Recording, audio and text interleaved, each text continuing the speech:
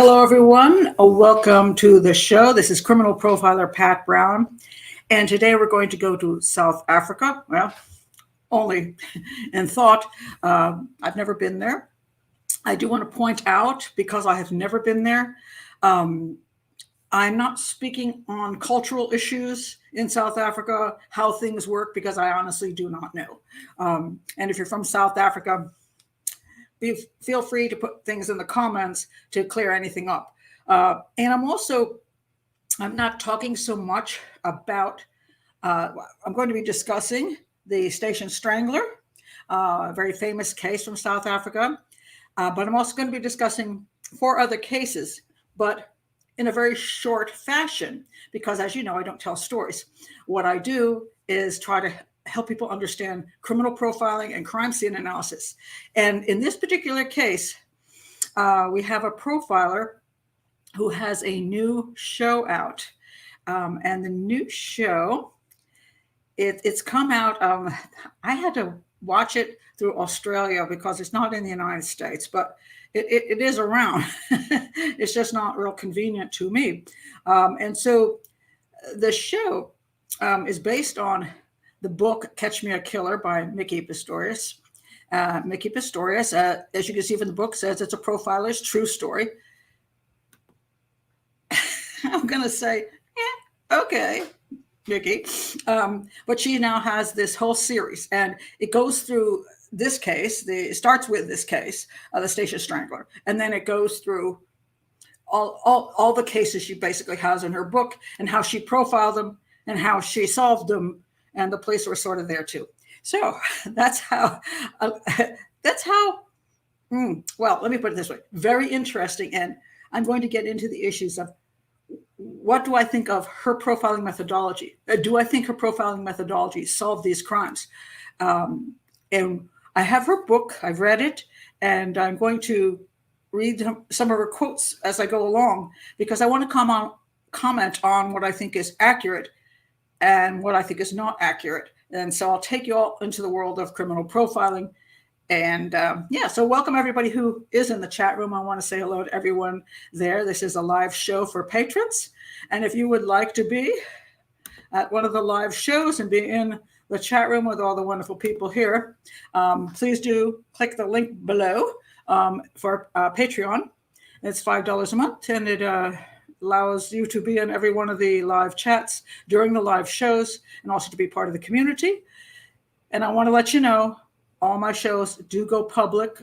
So if you don't want to join Patreon, you still get to see every one of the videos I've ever done. And you can go here, hit the subscribe button, hit the notification button, so that you do get notified of the new stuff I put out. I also want you to check my playlists. I've got a lot of videos on them. So any of the cases you've ever been interested in, please go to the playlist and check that out. Other ways to support the channel, I have my books below. There's a little $sign below. This is an educational channel. And so educational channels need support. Anyway, all right, I want to just look over at the chat room for a second. I said hello to everybody before the show started, so I wouldn't hold everyone up. But okay, everybody can see and hear me correctly, right? Thank you so much. Like and subscribe. Yes, subscribing to the channel makes a huge difference. Now, I'm just assuming everybody can hear and see me. I'm just going to ask again just to make sure. All cool, everybody? Yeah, okay, great. All right, now, what you're going to see behind me are 3 convicted killers. Convicted. I'm not saying they're guilty. I'm just saying they're convicted. And these are 3 of them, and I'm going to talk about those 3, and I'm also going to talk about one more guy, and I'll just show you a picture of him quickly.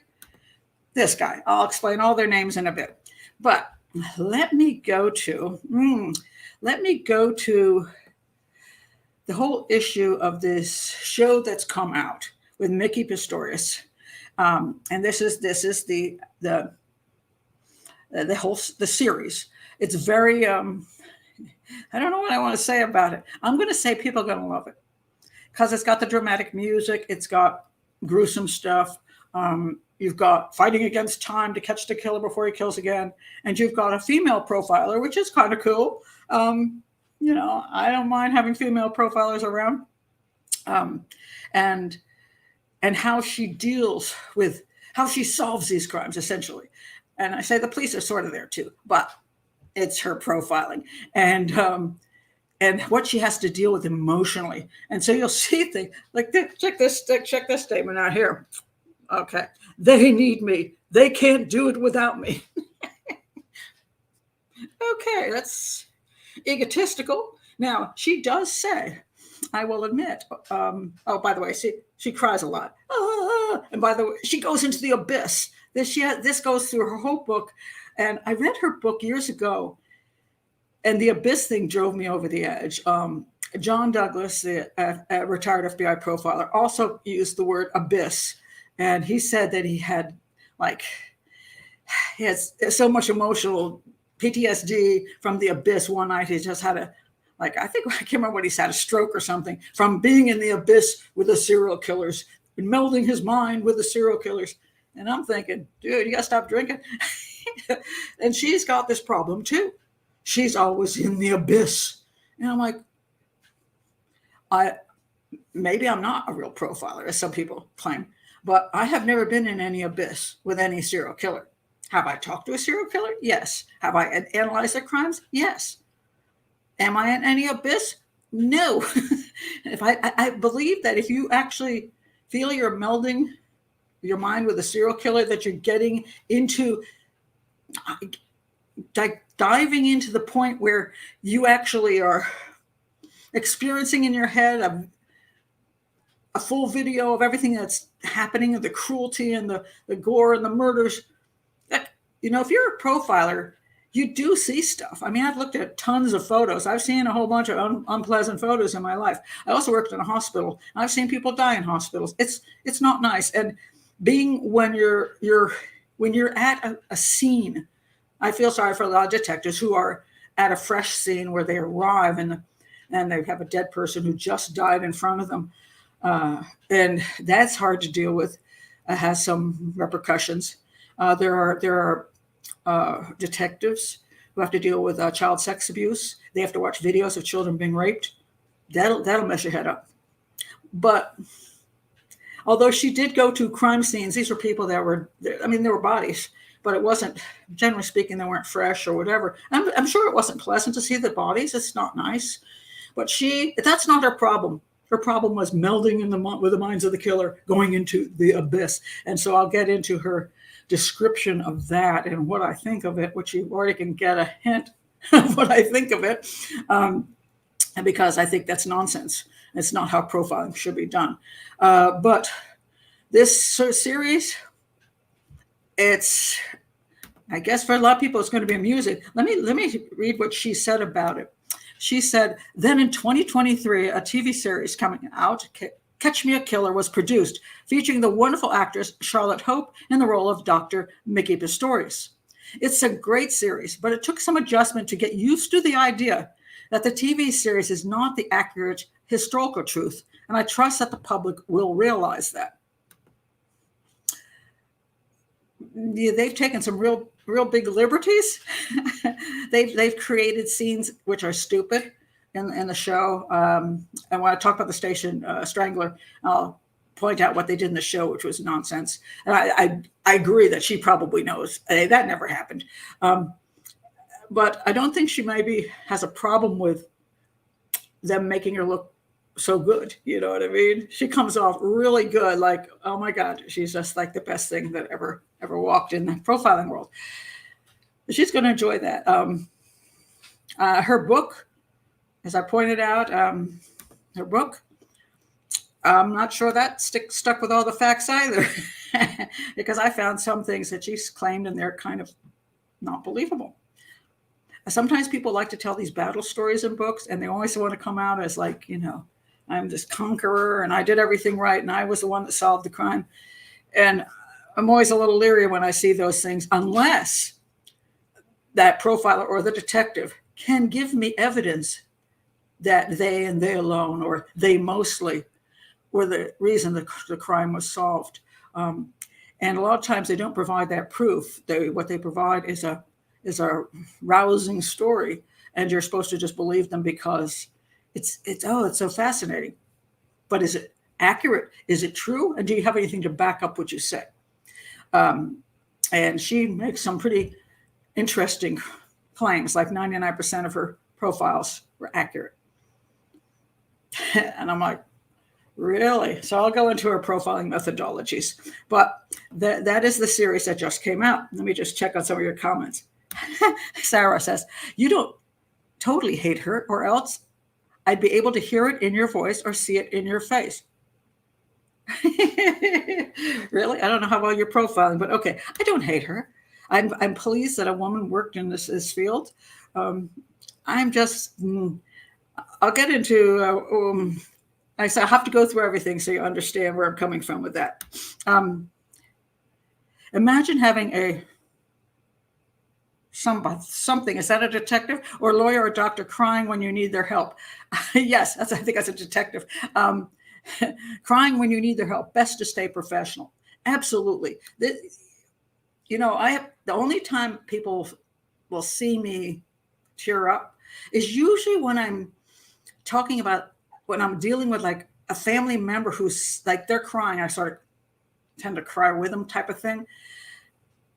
But as I feel what their pain. But when I'm looking at, when I'm doing profiling analysis, no, I go to the other side of me, the psychopathic side, as some people say.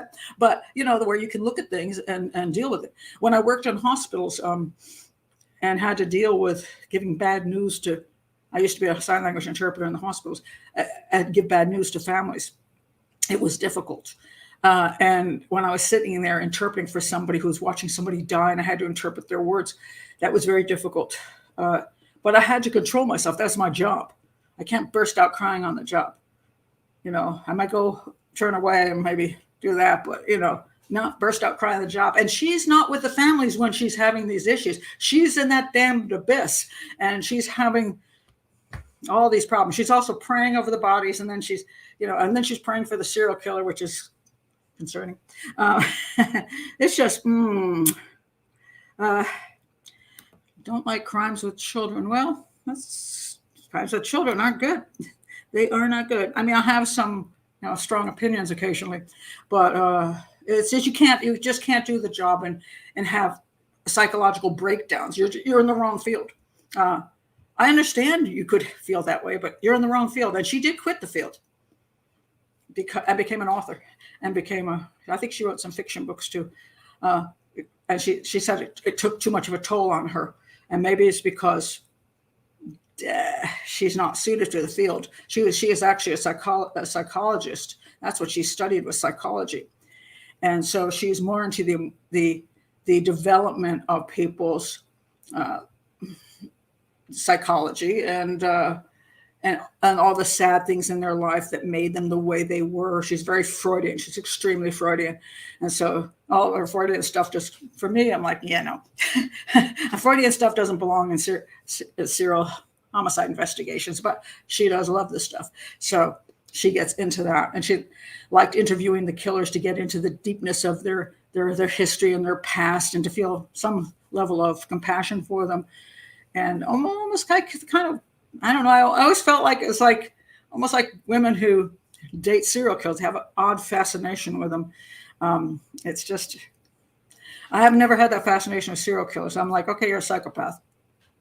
All I want to know is, how to identify you to help a police department determine what happened with the crime, so you can be put away, so you don't kill other people. That's And I leave all the other issues, because it's too late for them. I leave all the other issues in their soul, shall we say, to somebody with a lot more ability than me. So I think like that. So anyway, Dr. Burgess. Okay, I want to point this out. This is a good question.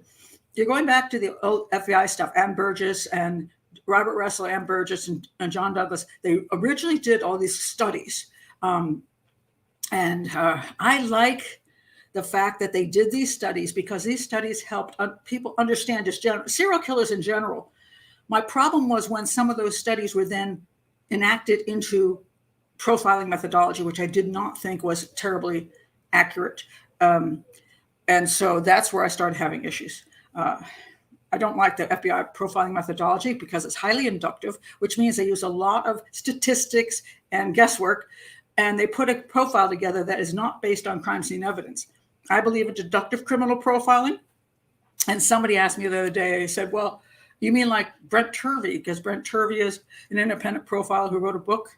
And I highly recommend his book. I'll link it. I'll link it in the description.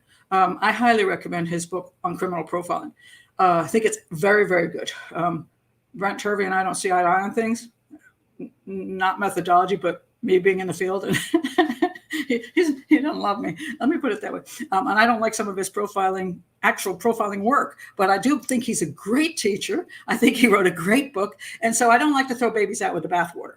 So I appreciate all the work that was done by the original people who started looking into how do we understand serial homicides? How do we, deal with these people? How do we then eventually profile? I appreciate the work, but I just think over time, the FBI methodology hasn't proven to be successful.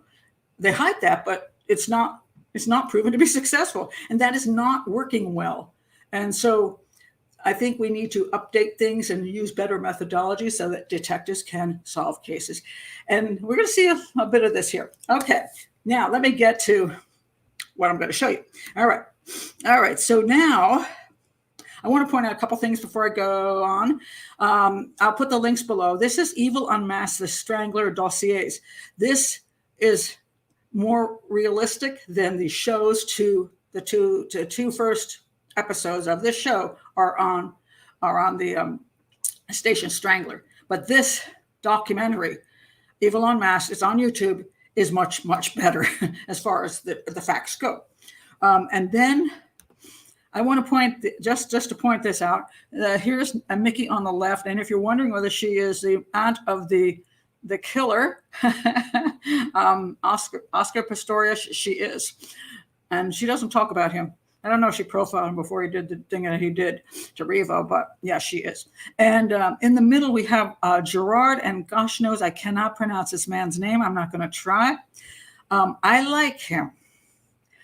He was in, there's a podcast here also on the Station Strangler, and he speaks out about the case. And I think he's much more rational than Micki is. And he also says, I'm not sure, but I think she didn't work on the case. She says she did. So I don't know who's true. He kind of wasn't absolutely sure of that. But anyway, he came in after her and ran the whole department in investigative psychology and all that. And I like him. I haven't read his book yet, and I'll show you his book. This is his book, The Profiler Diaries. I didn't get a chance to read it because I was reading her book and watching everything. And now I'm very curious to read his book because I liked what he had to say in that show. Very, very much more rational. I was like, oh, yes, without all kinds of fantastical stuff. And so I'd like to find out whether this guy is somebody, and the guy in the middle is somebody that I think is contributing in a good way to the field. Over to your right, you'll see a woman named Irma with apparently the same name. Now, she's also in the field, and she's in this show, The Evil Unmasked. I liked her too. Now, I thought maybe they're married, but I couldn't find out any information. But they both have such a strange last name. I'm thinking they got to be related, but I couldn't find anything about that. So, but I liked both of them. So, yeah, they were okay. Let's see what else I have here. Okay, I showed you that here. This I'm just putting this up because this is a couple of ladies who do true crime. Give the stories of true crime stuff. And, a lot of times I don't really go for them. And I will say some of the information clearly just comes from whatever source they found it.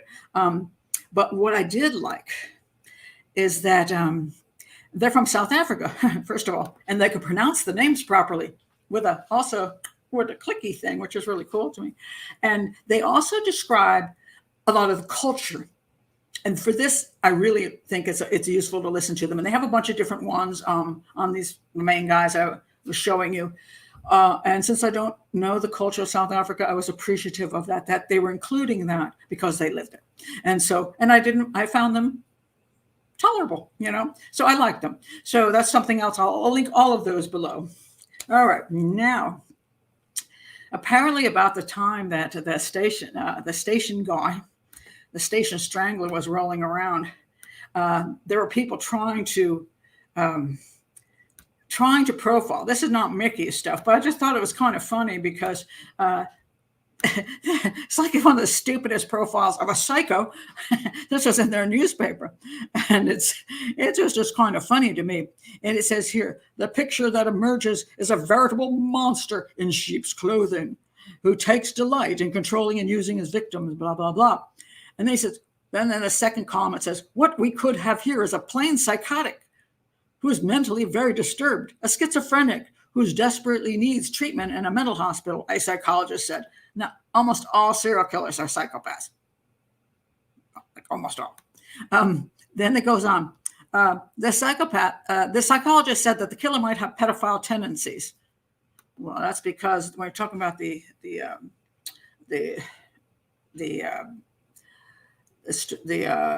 well, I forgot the name of the thing. Station Strangler. Sorry. Got many names for these different killers. Station Strangler, he did focus in on boys between like 8 and 14. So I'm going to say pedophilia may be rolling around in there a little bit because 8's a little young. So, when you get up to just teens, then you don't have a pedophile. Yeah, you have an ephebophile. In other words, and this term most people don't know. People think anybody who wants to have sex with a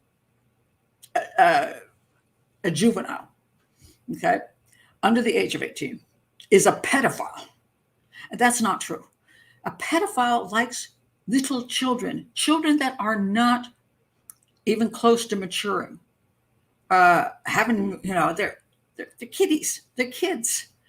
When you get to 12, 13, 14, 15, 16, some of those kids are already having sex.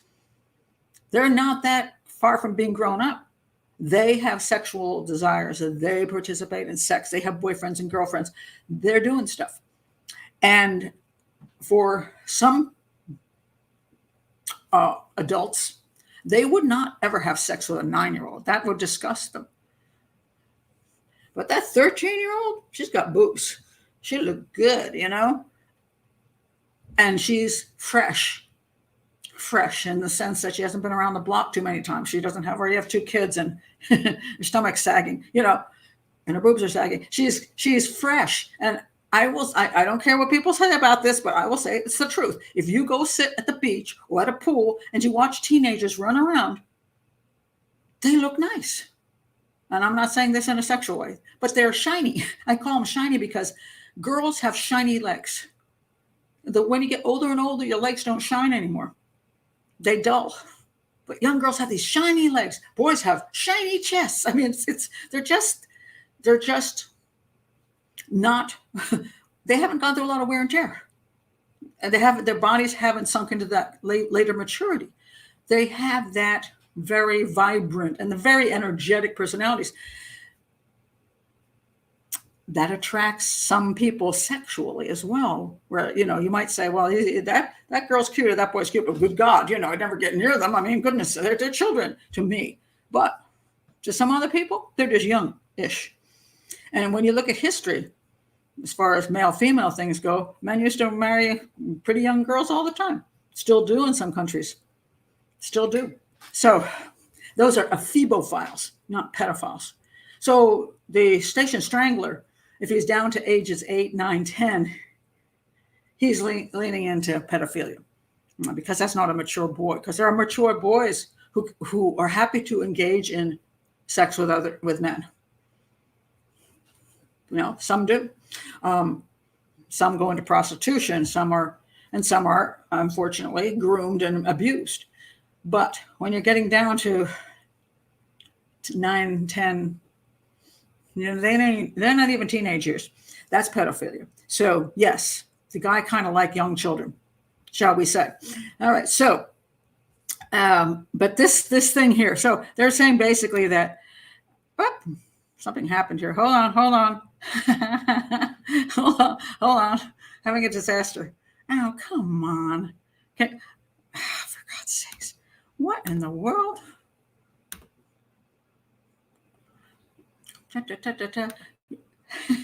Shoot.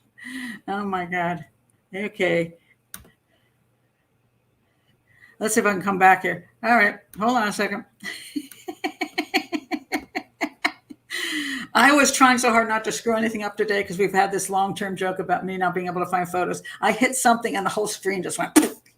It's not, I do not edit my stuff, so when things go wrong. But, okay, everybody says take a drink when Pat screws up, so take a shot of something. See if you're drunk by the end of the show. But anyway, when I was just hitting this thing, I don't know why I went crazy. Anyway, so he might have pedophile tendencies. Yes, he did. And then, of course, they point out, well, pedophiles aren't necessarily murderers. Well, that's true. And then this is some profiling stuff I just found amusing. He certainly cannot have normal relationship with women. Why not? Because I've seen some serial killers and some pedophiles have wives. He might try to give that impression, but in reality, he'd have difficulty relating to females. Yeah, okay. And then it says here along the bottom one, if he has a car and picks up his victims during the day, he could be fairly independent middle-class person. But it's also possible that he stays with somebody else and has no work and has nothing to do. It could be this, or it could totally be that. Now, amuses me because this is not profiling. This is just simple saying stuff that's pointless. I mean, it's pointless in the sense that if you're trying to analyze something and give an actual profile, you can't come up with two total opposites. It could be this, he could be that, he could be extroverted, he could be introverted, he could be working, he could not be working. Okay, what's your point? It could be anybody. So that came out at that time. And so did Nikki follow this? I'm sorry, not Nikki, Micki. Got her name wrong now. Okay, Micki. Okay, I'm going to read, what I want to read to you is from her book. And I want to just read some of the things she says in her book. And I want to tell you where I am in agreement and where I'm not in agreement, okay, before we get to the actual cases. Because this is a profiling channel. So you're here just to hear the stories about guys killing other people. Wrong place to be. But if you're here to understand how things work, this is a place to be. All right. She's very big into Freudian stuff. I'm telling you, very big into Freudian stuff. And she says here, I can understand how important the fantasy worlds of serial killers are. And I picked out these just different blurbs from her book. And this is true. I want to point that out. She's correct about this. Serial killers have a strong fantasy world. Why? Because in order to commit to do something, you have to have ideation before action. All of us have ideation before action. For example, let's say you're going to a job interview.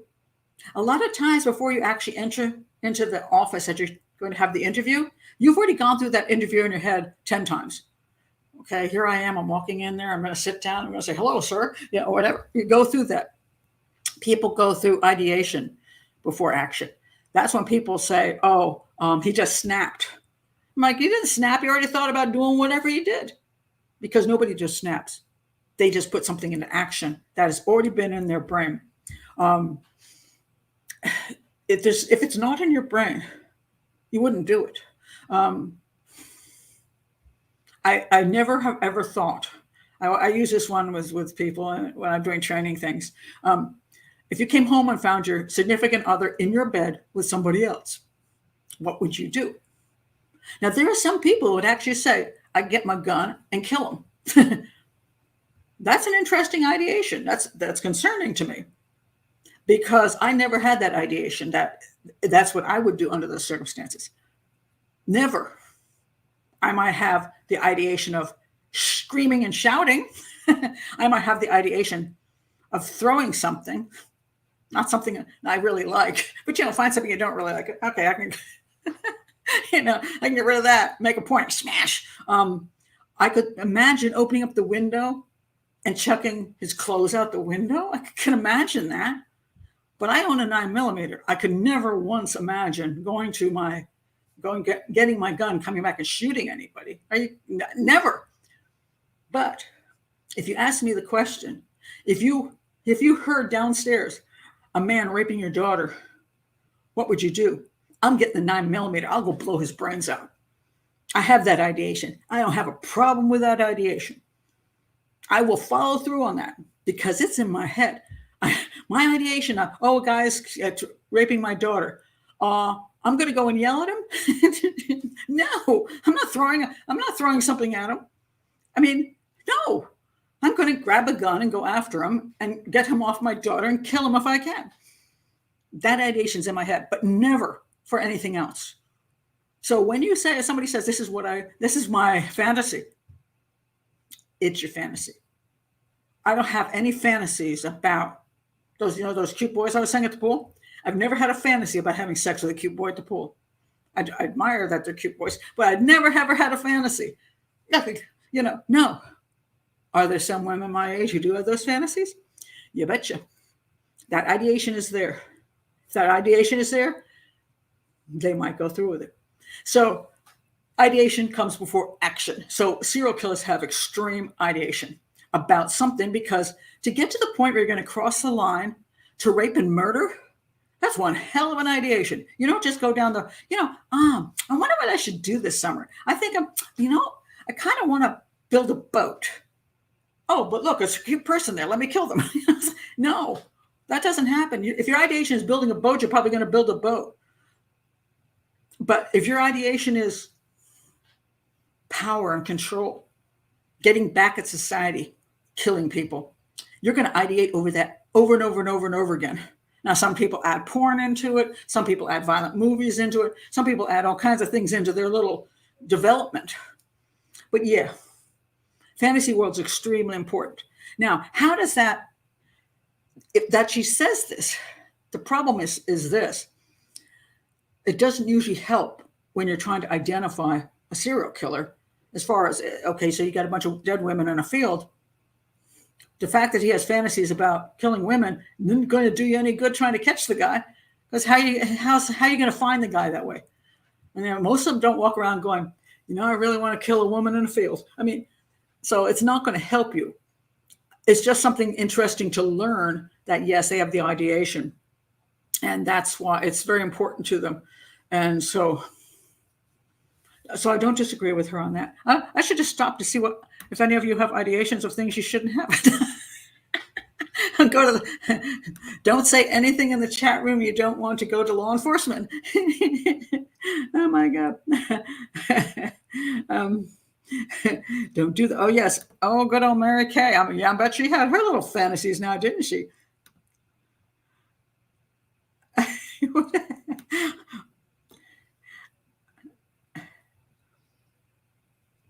Waiting to exhale.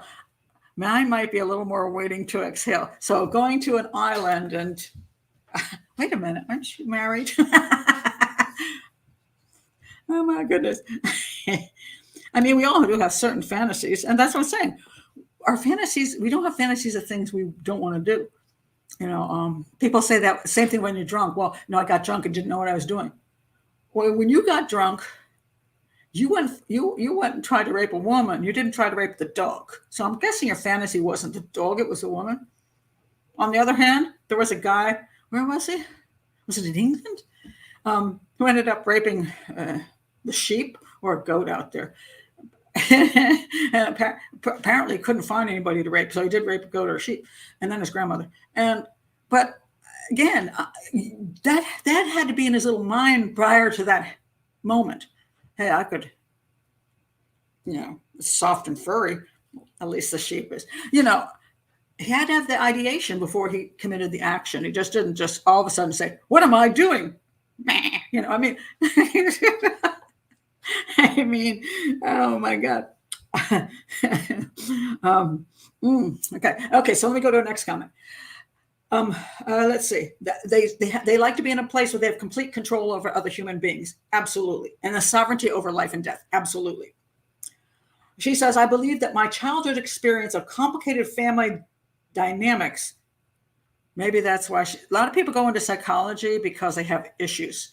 And unfortunately, I think sometimes these issues leak over into work. That's my thinking. Sensitized me to understanding the subtle intricacies of different relationships and laid the foundation for my becoming a psychologist. I can interpret complex hidden agendas, and I'm sensitive to nuances. This became a handy skill during interrogation. It also puts you in a situation where you think too, unfortunately, because you become emotionally involved, because you start seeing things that you believe are there, you also can be manipulated by the serial killer who says, she wants to hear this, I'm going to tell her this because she really likes to hear something bad. I'm going to say that I did this and this happened to me, and she will sympathize. And so that could be a problem. She says serial killers do not belong to anyone. Okay. They are never centered and exist aimlessly in the abyss. She's in the abyss again. This dark place where they live in a dark place. But mind you, they have lives. They're not always in the abyss. They watch football, they date, they have sex, they have children. They just have a hobby that you just don't appreciate. She does say they belong in prison, which I agree with. She said, I discovered the work of FBI profiler Robert Ressler and read his Whoever Fights Monsters. I was particularly struck by his adaptation of a quote of Nietzsche's Thus Spoke, which I didn't put here. One of my favorite profiles is Robert Ressler. I've always liked him. He's not really a good speaker. He's kind of like boring, but he's I think he was a good profiler. And I think he's much more rational than some of the later blowhards like Douglas, and a very good hearted guy, no longer with us. And I appreciate his early work, truly appreciate it. So Whoever Fights Monsters is one of the few FBI books I will read and have read. Okay. Then she goes, serial killers. Okay. Serial killers are not monsters. I think she got that from his book. They are human beings with tortured souls. They are human beings, and do have tortured souls. Anyone who derives personal pleasure from killing another human being is a tortured soul. There's no question. I am not denying that once upon a time, that serial killer was a cute little baby and something went wrong. People say, was it nature or is it nurture? It's probably a weird combo of personality coming into the world and whatever the heck happens to you. We'll never answer that question. Totally. But whatever, something happens along the way. I believe in attachment disorder. I believe something happens where they don't get their needs met young. And if you have a good personality, you might go, darn, and then you might somehow get through life perfectly fine. Or you may start hating everybody and trusting no one. And I think a lot of serial killers do hate society, and they hate everyone. And they say, you didn't treat me right, and I'm not going to treat you right. And every game I played with you, I lost. So now I'm going to make my own game, and you're going to lose. That's what I think serial killers think. All right.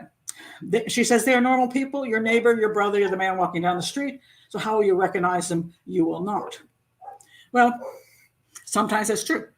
But there's always something a little off about them. The problem is family tends to try to downplay the fact that they have psychopathic behaviors. They have psychopathic thinking. They're like, well, I think he's just, even like teenager, I think he's just going through some stages. Even though he's a liar, a cheat, he manipulates and he killed the family dog. But boys will be boys. No, that's not a normal boy. Something wrong with your boy. People downplay because it's a relative, they got married to it, and then you're with it and you're like, and you try to make it, your whole situation work with it, and maybe you have kids with it, and then you don't know what to do, She says this, at first I could not control my entering and surfacing from the abyss. She's gone, now she's going into the abyss, and she's swimming around down there, and then she's trying to get out. And she can't control herself. She can't control dealing with what she's dealing with. You see, let me see if this is the comment here. Yeah, okay. This sometimes she says, I often get the feeling of a serial killer inside my mind, but it is vague and undefined. It feels as if someone is stirring up the mud inside the abyss, and many murky images are unsettled in the process. I cannot attach an identity to the killer, nor can I identify the race or gender of the victims. I just know that somewhere someone is killing people. Okay, if you sit back at home and you believe that there are abysses you haven't properly dived into, and that you see these serial killers swimming around you, and you just know they're about to kill, and she gets very psychic. I know somebody's going to get killed tomorrow. Get out of here. Get out of here. Stop doing that, because that's a mental illness. Maybe I'll look into that. That's mental illness. All right. So after some trigger event challenges, she says this. So after some trigger event challenges their self-esteem, serial killers also retreat to their fantasy lives, but they're vengeful, lustful, aggressive fantasies originating when they were children. Not necessarily when they were children. That shit is a Freudian crap. Okay. But yes, they go back. They sometimes do well in life to some extent. And then when things go badly, something triggers them, they go into their want power and control, and they go into the fantasy world. And if they have an opportunity, they act out those fantasies. When they're old enough, they manifest these fantasies in reality. So young children, when they talk about the triad where they pee in bed, they urinate in bed, they set fires, and they kill animals. And the serial killers all have these. Well, they don't all have these, but there are 3 useful things to do if you're at the point where you want to control things and you don't have a car and you're still a juvenile. So first of all, urinating in your bed may just be because you got issues, but it may be because it's something you can do and really piss your mother off, literally. And then setting fires, well, it doesn't take much to set a fire. And if your neighbor's shed goes on fire, oh, well, isn't that cool? And then killing animals. A good portion of serial killers never kill animals, but then again, some do. Some like torturing insects and frogs and things like that. And some like killing the neighborhood cat, especially the strays. Some will strangle their own pet. So yeah, that's a control feature. And it's what they can do. But when they can get out of the house and get a car or get power or money, they can move into doing more destructive things. All right. Then she goes on, let's say, when I did not have a serial killer in my mind, I lived a normal life. But when I interrogated a serial killer, I dived into the darkness of the abyss. She knows how to sell books anyway. And when I broke the surface, then there was light. And there was a moment when I had to adjust from being a psychologist to being a cop, because she joined the police force. And she did join the police force, and then she was doing bringing the concepts of profiling to the police force. I don't object to that. It's an interesting. She started doing some kind of training in psychology to help cops understand how serial killers think. I don't object to that either. But I do object to when that's used. That is considered profiling and is used in actual work. All right, let's see. She says the perception of serial killers target detective profiles is silly. That's absolutely true. That's just Hollywood crap. Let's see. So in the 6 years that I worked as a profiler, I was involved in more than 30 serial killer cases. My level of involvement varied from being completely immersed in the investigation to sometimes just providing a profile. Okay. To my knowledge, South Africa had the second highest rate of serial killers during that period. U.S. is supposed to be the highest. I have to say, South Africa has some really high levels of serial homicides and very, very brutal ones. And interesting. And when I study these different cases, one of the things I notice is that they tended to kill really boom, boom, boom, boom, boom, boom, boom, boom, like sometimes 2 a week, which in the U.S. is not as popular. We hear about the few that have big numbers. We hear about the Ted Bundys and stuff, but the majority of serial killers in the U.S. do not kill that often. They have a lot of downtime in between their killings. So I don't know what's going on in South Africa. Nothing to do. Some of these guys were fairly poor, and maybe they're just had easy victims and to get away with it easily. Maybe, if you're committing a crime where the police, you really have to worry about the police coming after you, you may hold back for a long time until you have another good opportunity. But if nobody's paying attention, And there's poverty and there's a lot of open space, and you can just kill it and nobody's looking at you, nobody's coming after you. Well, I guess you can do it more often. So anyway, let's go to the Station Strangler. All right. So we'll go to him. All right. Now, where's my Station Strangler? Hello, dude. Where are you? Now, here we are. Okay. This is the Station Strangler. Okay. Now, basically, this is what happened. The shortest version. There were, at that period of time, there were, hold on, I'm looking for the picture. Give me 1 second. I can't drink yet. 22 boys are killed between 1986 and 1994. And the state was only able to convict Norman Afzal Simons for the murder of one. This is Norman Simons. Okay. He's the one they arrested. He was convicted of killing this young boy. And he was suspected of killing this boy and the other 21 or 20. And this boy, if you go on the net, you're going to see, you hardly ever see this boy, but you see a lot of this boy. And I'm just going to assume, because this kid is really cute. He is like the picture perfect poster boy for how horrible it is that somebody killed a child. Because isn't he the most beautiful kid ever? He is. Just pretty little kid. Not saying anything's wrong with this kid, but for whatever reasons, this kid is all over the place. And he was not convicted of killing him. He was convicted of killing this boy and no others. Okay, so this is quite interesting. So the boy that he got convicted of, and I'll tell you her little story from her point of view. The boys, there were these two boys, and this was this boy, and he lived with, I don't know who the kid with him was, but it says the boys lived with their grandmother, so his brother, I guess, on the outskirts of a coastal town, the Strand. This is Elroy, and Rhino grew hungry from the hard work and walked to a cafe where they ordered French fries. While they were waiting for their food, they fiddled around on one of the game machines in the cafe. They attracted the attention of a man who had been watching them for a while, who then walked over and offered to pay for a few games. Elroy and Rhino were delighted and invited the stranger to join them in their game. When their food was ready, the boys left the cafe and returned to the shopping center. They sat down on the curb and ate their hot, greasy chips. The stranger followed them and asked them their names, but he did not introduce himself. He asked if they would help him carry boxes to the train station, which was across the way from the shopping center, and he promised them 10 rand each for their efforts. 10 rand was a fortune to a young entrepreneur, and both boys jumped at the opportunity. As they approached the train station, Rhino became uneasy. He realized that the boxes they were carrying were empty.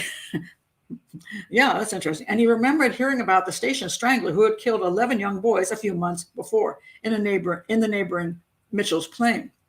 He threw down his boxes and begged Elroy to leave with him, but Elroy refused. He also knew about the Station Strangler, but that was in Mitchell's Plain, and besides, he was much too intelligent to be caught by the Strangler. He had often boasted to his friends. The last Rhino saw of Elroy, he was getting on into a train with a stranger. His decomposed body was found 8 days later. Now, it's very interesting. So supposedly, this was a technique that the Station Strangler used, asking kids to help him out with some boxes and things. Now, when they got to the station, what's interesting is that they got on the train, though. Why did they get on a train with the guy if they just gotten to the station? But there were some bodies that were found near stations, so that was concerning. Later on, there were a whole bunch of bodies found out in the Sandy area. And when you watch the show, not the documentary, but the fictionalized version, they show the two boys being approached by a car, and one of the boys gets into a car. So I'm like, why would you change that point? It makes no sense whatsoever. If you're going to do something that's based on the true story, why would you have him get the kid getting into a car when he went to the train station? But anyway, so that's what happened. So there were a lot of crimes that just went unsolved for a really long time. Let me see if I have some more information on this over here. Okay, I got a little information I took off someplace else. The bodies were found in two different kinds of places. One was near train stations, which is interesting because that kind of indicates somebody, either grabbed a kid off the platform and said, come with me, or brought him onto the train and then said, come with me, and then killed him right outside the train station and just left him there. The dunes is interesting because I never could figure out quite how they got to the dunes, whether somebody did have a vehicle or whether they said, hey, let's go off and go play in the sand or something, and the kid went with it. I don't know. So most of the victims were, most of them face down, hands tied behind their back. They had been sodomized, and they were strangled, and then they were redressed. All right. The Station Strangler squad then developed because they were like, people were pissed. I mean, one of the things they should show in both the documentary and the movie, in the series, is the anger from the community because they lost a lot of children and they were going nuts. I mean, they were like, why are our kids getting killed? Why aren't you catching this guy? And they started doing, there are a lot of things that went bad. They're like, oh, we think he did it. And they tried to go burn that person's house down, things got out of control. So they started a squad. They interrogated 2,000 suspects. And how did the guy get caught? All right. This is where we come to the profiling issue. All right. Let me find the profiling issue. All right. Let's see what she says about drawing a profile. To draw up a profile, one has to first gain all the ingredients, which includes all information available on the crime scenes. I agree with her. The position of the body, clothing, weapons, description of ligatures, physical evidence left behind by the offender. Okay. Next is a summary of the victims called victimology. And then you look at what about them? What habits do they have? Where do they live? What's their family structure like? What's their occupation? Those two things are perfectly fine. 3, forensic science has advanced so much that you also can get information from forensics and DNA, which is great. All right. Now, she talks about next. Now she says, analyzing all the information, one makes a decision about the homicide type. That is tricky, the homicide type, just to point out. Sometimes when you get what looks like a standalone crime, the question is, was this a serial homicide? Was it a husband knocking off his wife? Was it a boyfriend getting rid of his girlfriend? Was it an ex coming back after somebody? Was it a robbery gone wrong? What was it? You do have to try to establish, by all the evidence you have, what kind of crime you're looking at, because that does help the detectives decide which avenues they should go down. So I'm okay with that. Decisions are also taken regarding the level of risk the victims were exposed to, as well as the risks the offender took. Absolutely. Who could have done this? Because he had to take a risk to commit the crime. Well, was it a big risk or was it a little risk? And the victim, was she taking a big risk, or was it no? I was like, why would this woman even be attacked? It seemed like she didn't do anything that was like prostitution or drugs. She would be at low risk. Prostitutes, drug users, hitchhikers, high risk. A killer who operates in the dark of night and takes precautions to hide his identity has a low risk. That's true. And while one who blatantly commits the murder without regard for being detected takes a greater risk. True, too. All right. And sometimes, she says, after they do enough of these crimes, they get more arrogant, they take more risk. That is also true. And that's sometimes how you catch them, because they start getting stupid. It's like, nobody catches me, so I can do whatever I want. And then they do something dumb. That's true. Now we get to her profiling method. The last step is to write the profile. This includes a description of the offender's sex, race, age, level of education, occupation, and place of type of residence. No, it does not. That's where everything goes to hell. There is nothing most of the time at crime scenes which will tell you all of those things. That's just guessing and using statistics.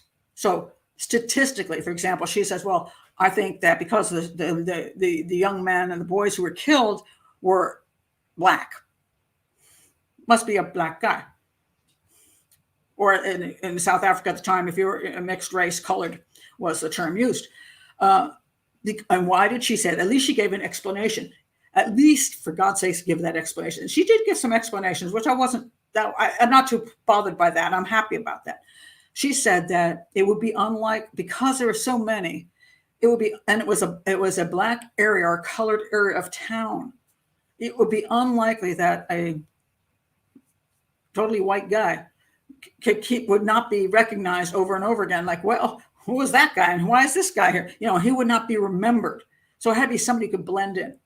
That's at least an explanation for race. Age.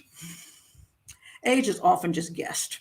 Sometimes it's based on how long the crimes have been going on. Like, crimes have been going on for 10 years. You're not going to say the guy's 20 years old because he'd be 10 when he started. So you're like, oh, he must be in his 30s. So a lot of times that's just kind of like anybody could come up with that. Also, there's a tendency to guess ages depending on the most active time for a serial killer, which would be between 25 and 35. That's crimes happen more for them than older or younger, just because that's where they gain their more power and abilities and freedom and all that kind of stuff and energy. So 25 to 35, it's kind of the time we also go into careers and do everything we can. At 25, we're finally out of college and think we can get something done. At 35, we realize it's not working so good. That's just, that 10-year period is just popular. So sometimes I'll say 25 to 35. Sometimes I'll say late 20s to late 30s, and they'll try to make it so that they can't be wrong, vague enough, level of education. How are you going to tell that from a crime scene? Sometimes it's location where you figure nobody in this area would probably have much education. But again, you better explain that. Occupation, again, unless there's some real good reason for knowing that guy's occupation, are you just guessing, or are you putting out a whole bunch of occupations so that one will happen to be maybe right? And place and type of residence. I also include the possible military training, whether he uses a vehicle, extensive assumption about his childhood. Yeah, get out of his childhood. You can't tell that. That's just all garbage. The offender's social status as well as his social interactions with both sexes are deduced. You made that up. Okay. I also try to predict whether he would suffer from a mental illness or personality disorder and elaborate on what that might be. He's a psychopath, so that's pretty easy. To draw up a profile, we need extensive knowledge of social sciences, including psychology, criminology, and ethnology. A profile is an educated guess. It should not be too much of a guess. It should be at least scientific enough to be based on evidence. On a network of facts, and not a description of a ghost, as some of my critics have described it. My profile matched the suspects we arrested in 95 to 99% of cases. I would like proof of that, Micki Pistorius. And I would like, the thing is, she doesn't ever provide her actual profile. I've sometimes during my shows actually have shown the profile I turned into the police. If you can't show me if the guy's been arrested and convicted, I want to see that damn profile. I want to see what you turned in with a date on it. I want to see everything you put in there. When you say you were right so many times, well, were you right because you were so vague that it's a male? Okay. Probably if the guy was raping people, male. Okay. Lived in the area when all the bodies were. Okay. Lived in the area. You can be right just because anybody could be right. Profile isn't needed for that crap. So, I want to see proof. And I think that's nonsense. And the problem with that is it makes her into some kind of god of profiling. John Douglas does the same thing. It drives me nuts that he's so brilliant. He can meld with the mind of the killer. He's always right. That's not the way things work. When I've developed a profile, I have looked at the evidence and tried to base every single thing on the evidence. And I try to tell the detectives why I think this is good and why you might want to look this direction. And I've never said 99%. I'm just trying to find the best avenues of investigation. That's it. Okay, my profile was completed by the end of February. I described him as a local man who lived and worked in Mitchell's Plain. He had to be local, as a stranger's presence would almost certainly have been monitored by the community and brought to the attention of the police. Maybe. All right. FBI research has found that serial killers usually commence killing in their early 20s. As this man had been operating for 8 years, I predicted he would be in his late 20s to early 30s. See, there you go. I surmised he would be the same race as the victims, as a man of any other race would stand out in the company of a boy. All right. The man was clearly familiar with the area. Okay. He also knew the dunes very well. Well, he brings a bunch of bodies to the dunes. He knows the dunes. That's how you get your 99%. And must have spent some time there, perhaps playing as a child. There's nothing that says he played there as a child. That's just garbage. I said he would either be a teacher, a policeman, a social worker, or a minister of some sort. Okay, this is where it gets amusing. Yeah, I think in the series, she goes, I think he's going to be a teacher. And sure enough, boom, the dude's a teacher. Here he is. Yeah, there he is.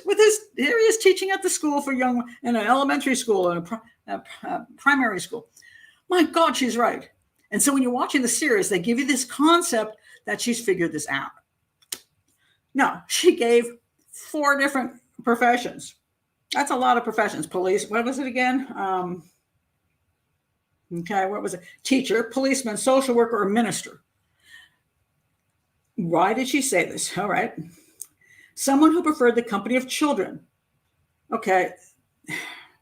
Social worker, minister, policeman, not so much. Teacher, working in a school for young kids, we all maybe much more so. We see a lot of, pedophiles. They do love to teach in elementary school. Someone children felt they could trust. Okay, they could trust all of those people in their neighborhood. Certainly the police officer and the teacher and the social worker and the clergyman, right? Now, why did these kids have to trust him? This I have a problem with, though. The claim is that they had to trust somebody like him because they wouldn't go off with them otherwise. No, that's not true. It's like prostitutes. Prostitutes will get in a car with anybody who's not waving a knife and an axe, or a gun. The guy says, want to make $50? They're like, okay. They jump in because that's how they make their money. They put their lives at risk every day going in isolated places with creepy dudes. Just anybody who goes to a prostitute, picks a prostitute up off the street, if you do that, you're a creepy dude. Every woman who's a prostitute knows that she goes off with that guy. It has that moment where you go, God, I hope I come back. But if that's the only way you can make money, because you're a drug user, because you're desperate, because you have a pimp, will kill you if you don't. You got to have some reason to do that or you won't do it. There are women who have safer levels of prostitution, which will be working in a massage parlor, working for an escort service, as long as the escort service is behind you and you're not putting your picture on what used to be Craigslist out on the internet where you're just escorting yourself. You're not working for a service that picks rich men and that kind of stuff. So anyway, so prostitutes, they don't have to trust you. They'll go with you. Children. Yeah, a lot of children won't go with somebody they don't know or trust.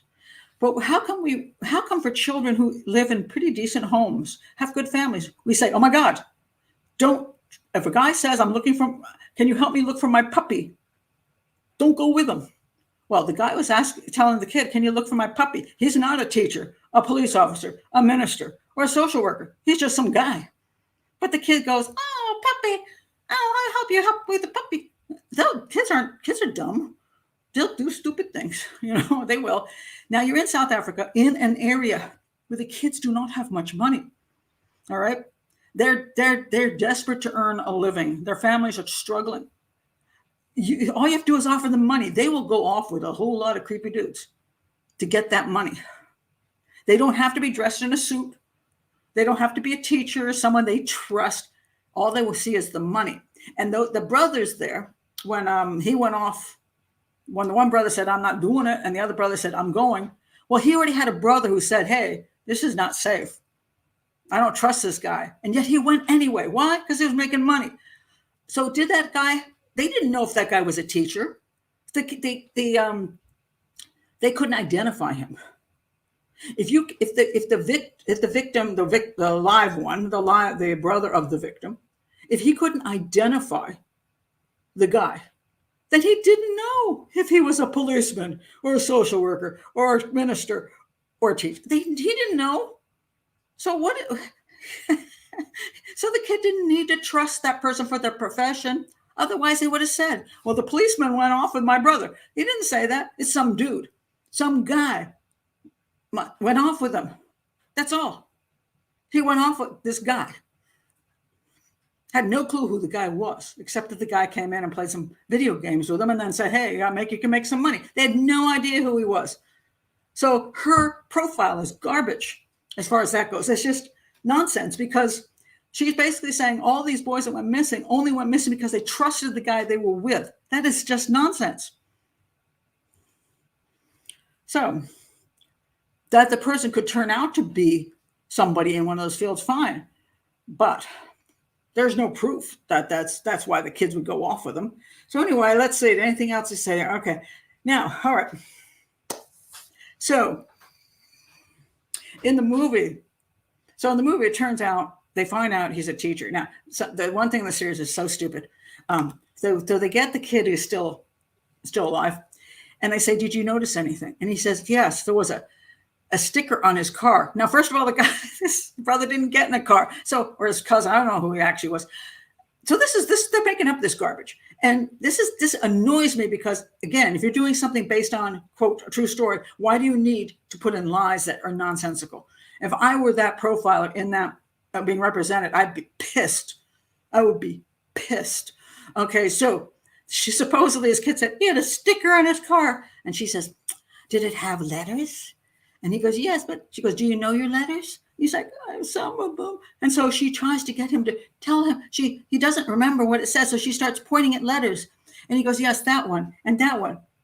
And it comes out to be a whole sentence like, I forgot what it is now. We love reading or something like that. So it's a teacher thing. It was showing about reading and books. I can't remember what that little thing had. But it was 3 words. First of all, the kid didn't know. Kid didn't remember it, and he's not going to remember it because she points to different letters. That's as dumb as I've ever seen. And that would also be influencing. So the whole thing was nonsensical. So of course they had the sticker, you see, on the car that indicated he was a teacher. You say that's how they're figuring it out. And then, and the next thing is, okay, so she supposedly puts this profile out to the public. Let me see where it says here.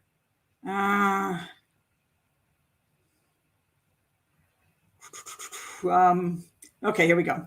Supposedly, they allowed this profile to go public, and she makes a big deal of how, oh my God, my profile was what broke this crime, because a nurse at a psychiatric facility, right after one of these kids went missing,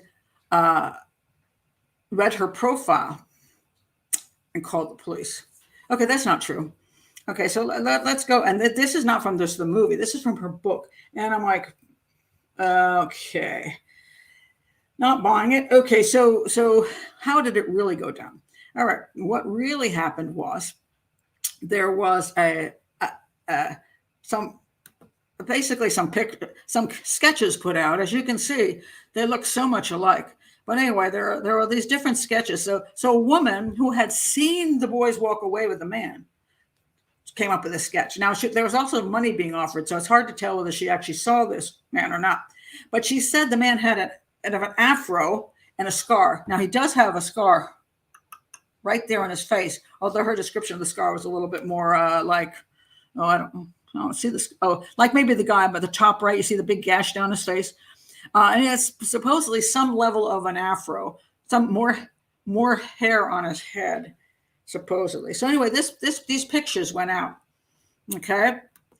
And the nurse at the hospital, as far as I can see, the profile, I don't even know if she saw the profile. She saw the sketch. And this guy had just checked into the hospital claiming he was hearing voices and all kinds of weird things happening. She thought, oh, guy looks enough like this sketch. I should call the police because the guy's weird. She did. They came and grabbed him. Turned out he was a teacher at a school. And so that matched her profile, at least a quarter of it. A quarter of the guys who could have been the guy that was trusted, who didn't look like the kids even knew who he was or trusted him at all. But okay, so they arrested him. And they arrested him for that one child. And He wrote a sort of confession, which was more the case of he thought he was hearing voices and all kinds of stuff like that. And that his brother, who had, now she claims also that she said he'd been molested as a kid, and turns out his brother, supposedly, according to him, his brother had sexually assaulted him during a number of years, and then he was murdered. And so the voice of his brother was telling him to do things. Now, supposedly he never actually confessed to any specific crime or said how it went down. There was a point where they supposedly took him out and he pointed to some places, and they say, oh, see, he knew places that only the killer would know. I don't know if that's even true. It was election time, so it was questionable whether, he was being helped to point. They claim no, but then there was one place he pointed to, and there was a body over there. They found some kids' clothing there, but they didn't find a body. So Parr says, oh my God, some animals ate the body and left absolutely nothing but some clothes. There's no proof of any of that being true. So they bring it. So based on that sort of crazy words he gave, that he was hearing voices and stuff, they then brought in a witness to see if they could identify him. And this is what happened. Where's the lady? Okay, hold on a second. I'm looking at my little pictures. I'm trying to get it right on the first try. Ooh, how about this one? Oh, look, I'm right on the first try. See, no drinks for you. All right. So she gets, there's a lineup, and he's right dead center with some orange pants on. And she goes, I think it's 27. The boy, supposedly the victim's brother or whatever, couldn't identify anybody. She says, number 27. And she goes, but he has a different hairstyle now. Well, here was the problem with the different hairstyle issue. Apparently, let me find the different hairstyle issue if I can. Okay, so apparently somewhere around the time that the kid was kidnapped, and the victim said he had either this much hair or this much hair, the same day, I guess, after the killing, after the kid was abducted, he went to the police station to get, he was doing some kind of thing that he needed to be registered at the police station. And they took this picture. Well, you can see he's got a very nice barbershop haircut. It's nothing like these at all. But anyway, went to trial. He's convicted, got life essentially, based on the one child, no DNA, victim identification, the witness identification is questionable. It's also questionable that he could have he was at the police station, he even could have been around that area at the time, because apparently he was at the police station before this happened, and how could he even gotten to the location by that time the kid was abducted? And nothing linked him to the other crimes either. So, but he got convicted. And I'll read you a little piece from let me find it,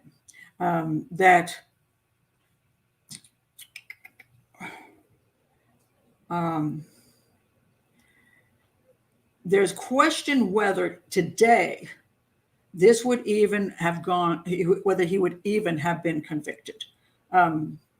It says here, current South African law would not have convicted him as a station strangler. All right. Why is that? Simons, who was sentenced to life, was released on parole. He is now out on parole. This is true. Oh, by the way, just to point out this too, while he was in jail waiting his bail hearing, more children went missing. And if you listen to the very good, which one is it? See, I tell you, you can't see little pictures. It's very, very frustrating. Yes, this podcast, the Station Strangler podcast, with this guy here, whose name I cannot pronounce, Gerard, blah, blah, blah, blah. He says he doesn't know that there was anything to link him to any of the other crimes. So why was he called the Station Strangler, essentially? Because he only had that one. Now, 22 other bodies were found, but he was only convicted for that one crime. And they said that there were, later on, what happened was they had DNA, did not match him. In they had a few crimes that the DNA was left at and didn't match him. Also, the kid supposedly that he kidnapped, that he got convicted for, didn't match him either. The identification was real questionable. His confession was real questionable. There wasn't a lot. There was basically nothing to connect him to the crimes. And when he was in prison, there were crimes still being committed. Do I believe he committed the crimes? I don't know. I'm not convinced. And Micki Pistorius is banking on him being the guy to match her profile. But just because he, quote, matches her profile doesn't make him the guy. So it's, they just might have had the wrong guy. And even if it was the guy, there's DNA in the Station Strangler cases. There is DNA that matches more than one victim from another guy who's not him. He's not the Station Strangler. Now, could 2 or 3 guys have been operating in similar styles? Perhaps. I don't know the difference between the ones next to the station as opposed to the ones in the sand. I think that's a big jump to 2 different places. Guy could have changed his locations, but I don't know. And so I don't know whether there was 1 or 2 Station Stranglers, and I don't know that he was even one of them. I don't even know if he's guilty of the crime that they had him in for. Yes, and the other thing they had, there was some note written. His handwriting didn't match. So there was really, that he got convicted was kind of horrifying, actually. I might even back an Innocence Project on that one, and I don't do that very often. So here we are with that case. I'm not impressed with the profiling. To me, did not point him out. And secondly, I don't think it caught him. So even if you were sort of correct on some of the things, it did not actually end up with her profiling finding this guy. It was a sketch of a supposed witness who saw the guy and a nurse that thought it could be him. And maybe this guy was just Looney Tunes, So I'm going to check your comments. I'll go to the next 3 killers. Let's say, in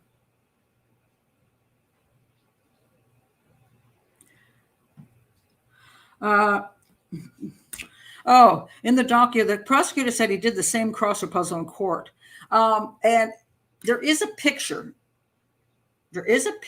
I saw of a crossword puzzle. He's a smart guy. So I don't know. I don't know the validity of that. You would think that the handwriting would match, and I don't think the handwriting did, but more than one person does a crossword puzzle, especially if you're sitting around doing nothing all day. But I'm not sure of that one. That was, I don't know. Because I did see that elsewhere, the crossword puzzle. Let me see if maybe I can just, I'll toss it in here and just see if I can come up with a comment on that, because I didn't see any comment from her, which is interesting, because she should definitely make that comment. So let me put in Norman. I'll put in Norman Simons crossword puzzle. Let's see.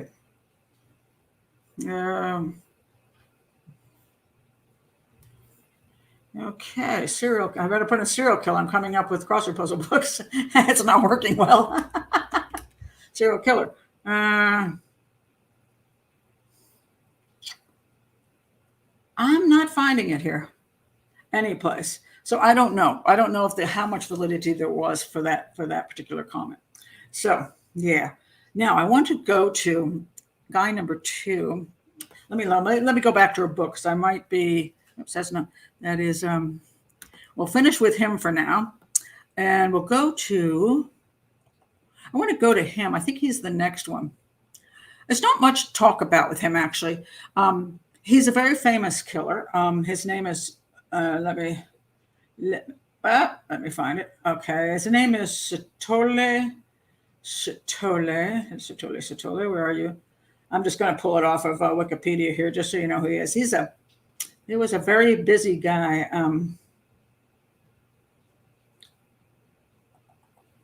Okay, Sitole, where did you go to? Hold on 1 second. Sitole. I gotta put him back in here. Sitole.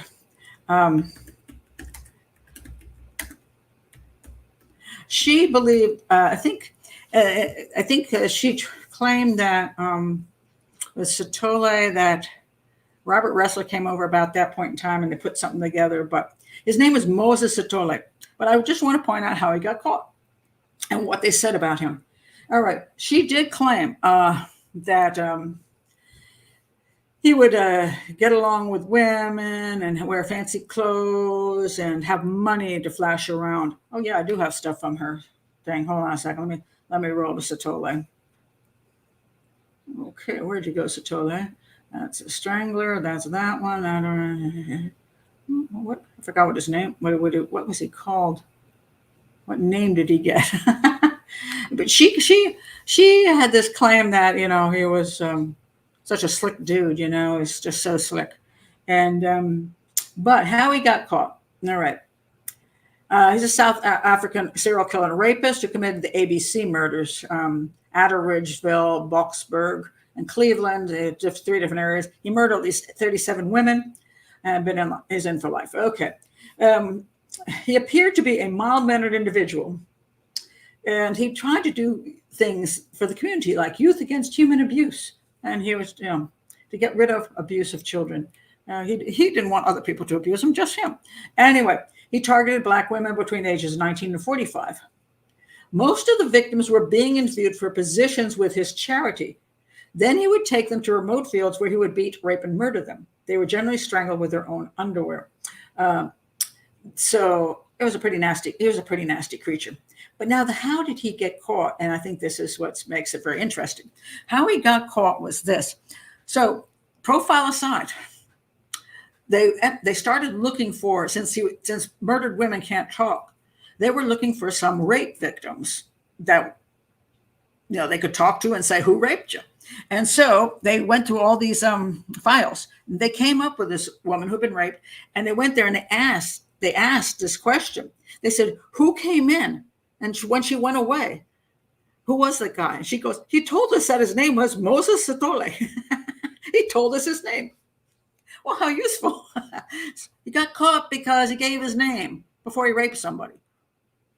So he's not always bright. But the thing is, a lot of times back when they're just raping, they think they can just get away with stuff and aren't worried about that. Probably as an early part of his career, and then he got smarter, you see. But once they had that information, they just had to go find him. All right. So did profiling catch him? No. And there was a claim, that he might be living in this, have money and all this stuff, but he actually was not living in very good circumstances. So, yeah, I'm not overly impressed with that as any kind of profiling greatness. So let's go to the next guy. This guy. His name is Lazarus Mazingane. Lazarus Mazingane. Here he is. All right. See, I'm doing so good with pictures today. So impressed with myself. Lazarus Mazingane. All these people around highways. Okay. So she does have a profile of him. Let me find it. Okay. So he was called the what's his name? The Nazareth killer, also known as the taxi driver killer, also known as the he also crashed cars. I mean, he did all kinds of crap. But anyway, she says this. Oh, first of all, she has this weird theory that Sitole and this guy both had an extra guy that was manipulating both of them into the crimes. Never proven. I think nonsense. But anyway, so what she did was say, she classified the killer as an organized serial killer motivated by lust. I've never understood this whole lust concept. I mean, what, he needed sex? That was the reason he had? No. That's not, no serial killer has sex because kills because he needs sex, or even rapes because he needs sex. He rapes because it's power and control. She should know that, but she's back to that old thing, missionary guy and the lust, mission oriented. He wants to kill prostitutes because he hates prostitutes. Get out of here. They're just easy. Lust killers, because there's a lot of sex stuff included. They just like to torture and do things to people that make them unhappy. That's all. Rape is a way to humiliate your victim and to watch them suffer. Then you got a few other these categories. There's 4 categories. I've never been appreciative of the categories. I was started by the FBI, and I think they need to dump those. So anyway, let's see what she said here. Okay, this time it was easier for me to find the killer in the abyss. She's diving again into the abyss, and she's sitting there having some psychic connection. She's envisioning the crimes, and envisioning the crime, she can see herself, I guess, doing the crimes. Okay. I talk about making a video of crimes in the sense that when certain crimes, when I see it, I say, here's what happened first, second, third, fourth, fifth, sixth. I see the row of how things go and the order. So I can put it into a video, but I'm not in an abyss living that video. I'm just like, okay, that's what I'm seeing. All right. So the main characteristic I picked up in my mind was his extreme anger. He was represented by a very vicious spot in the abyss. A vicious spot. She has spots in the abyss. The nice spot? The vicious spot? What? The abyss is a dark place. So I have to feel my way around by trusting my instincts. No. And intuition. No. Instincts, intuition. That's not what profiling is about. It's scientific based on evidence. Instead of relying on my other senses. No. The sense you should be relying on is your, intellectual sense. I cannot see anything there. I can only feel if one could imagine a pitch black hole in which the boundaries are unclear. One would have a fair description of the abyss. The atmosphere is filled with fear, and one has to rely on instinct when one moves. One never knows when one is going to stumble. What happens when you stumble? You're in your bedroom. I don't know what you're having a problem with there. Oh my God. Or are you screwing up the profile because you stumbled? Whether you don't know where you're going, whether it's up or down or left or right, there's no direction. One is alone, but aware of other beings in the abyss. Other beings in the abyss. She is going to some, quote, spiritual place, some psychic place where she is running around in some kind of dark, hellish world with many serial killers. All right. Within the abyss, one gravitates toward these beings, and when one moves into the orbit, one is guided by the feeling. The feeling I got when I got closer to the killer was a red glowing anger.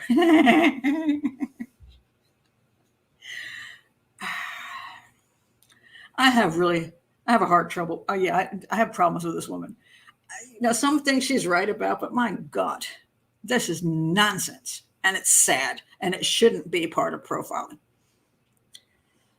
If you want to just do, a psychological, you just want to talk about the miserable world of serial killers, and you want to, any kind of killer, psychopath, whatever, and you just want to, I don't know, do your fiction writing and show the misery of their world, fine. But this doesn't belong in profiling.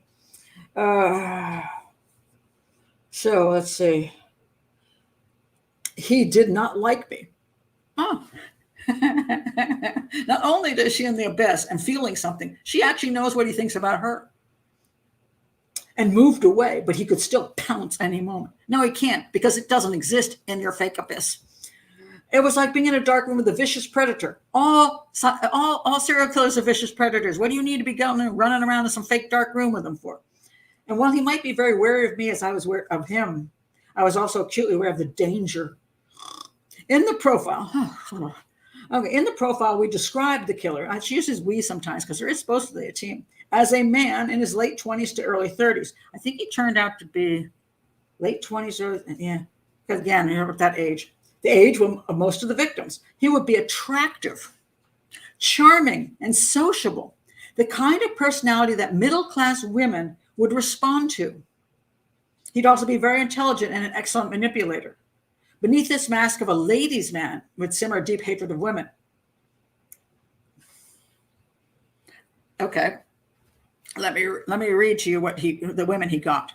The women that were killed, women in dresses. He liked women in dresses, bright nail polish, and they had liked to wear heels. They were ladies going to work, is what they were doing. They were working women, most of them.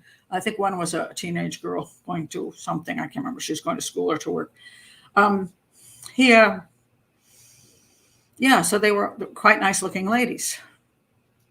So she's saying he has to, because they're all nice looking ladies, he has to be a very attractive fellow. What did she say? Charming, sociable, because it seems like she's trying to say he's luring them with his attractiveness. Well, if that's true, you would think she's claiming that he's meeting them in dance clubs and meeting them at church, someplace where he can lure them. But that's not what happened. That's not what happened at all. Now, what happened was, and this is what's amusing, she says he would use a taxi as a transport, and he might be a taxi driver. Well, I'm going to say if you're attractive, charming, sociable, and you're trying to lure women in, probably you're not a taxi driver. Sorry, guys. But this is not a high-class job. It's a job many, many men do just because they need a job. I'm not saying anything's wrong with it, but hey, it's not a highly educated job. You're a taxi driver. And so she claims she guessed this. Well, you know how he was actually caught is because one of the living victims, the two, one woman was known to have stepped into a taxi when she disappeared, and another one was a girl, I think she was a teenage girl. She disappeared also on her way using a taxi. So they looked at the taxi drivers. That's how they come up with him. He was a taxi driver. But I just don't know when she made this profile that said he could be a taxi driver. Did she already know that was information from the files? Or did they really just tell her? What did they tell her? She never looked at the police files before she did this. Now, if I looked at the police files and noticed they got into taxis, it was not like I had some brilliant idea that he might be a taxi driver. I might say, well, women keep disappearing and going into taxis. I'd be checking out the taxi drivers. It wouldn't be because I saw that from the crime scenes. It's not like I saw their bodies and thought, oh, God, a taxi driver, or, oh, God, he's intelligent. I mean, how do you see that from a crime scene? You don't. There were witnesses basically saying women got into taxis with this guy. So he got caught. And how did he commit these crimes? Was it because he was so charming? No. What he did was the same thing that Johns do with serial killers do with prostitutes. A lot of times they don't kill every prostitute they pick up. They inhabit the prostitute community. They hire women and they return the women. That way they're rarely suspects because they're just regular guys and nobody's ever gotten hurt by them. He was a regular taxi driver who often took the same woman to work and back over months. So everybody the people trusted him because they said she was never harmed by him. And then one day she disappears. And he says, well, I didn't pick her up or whatever he says. So she just, since she came back alive a number of times, he just waited it out a little while. And then at a certain point, when maybe he thought this was a good time to get away with it, he just drove off with her and killed her. So that profile, again, worthless. And let's me to the last one here for the profile, and then we'll discuss some other things she says. This guy is a guy. He was called the Cane Killer. His name is Twala is his last name. Sifo Twala. I think that's how you pronounce it, but don't ever quote me on that. Sifo Twala. The Cane Killer. There's a lot of, when I looked up the Cane Killer, I came up with so many serial killers who kill people in sugarcane fields, you wouldn't believe it. You want to know why? Because there's a lot of sugarcane fields out there in a lot of countries, and they're really great places. Look, what a great place to kill people. So there is, I couldn't believe it. I'm like, oh no, I'm not looking at South Africa. I'm looking at Jamaica. I'm looking at Indonesia. And it was not always South African crimes. And even in South Africa, there's more than one guy who leaves bodies in cane fields. So we got this fella, and her let's see what let me check out her profile of him first. Okay, let me find Cane guy. Let's see. The Phoenix Cane Killer. Okay, so this is an interesting statement.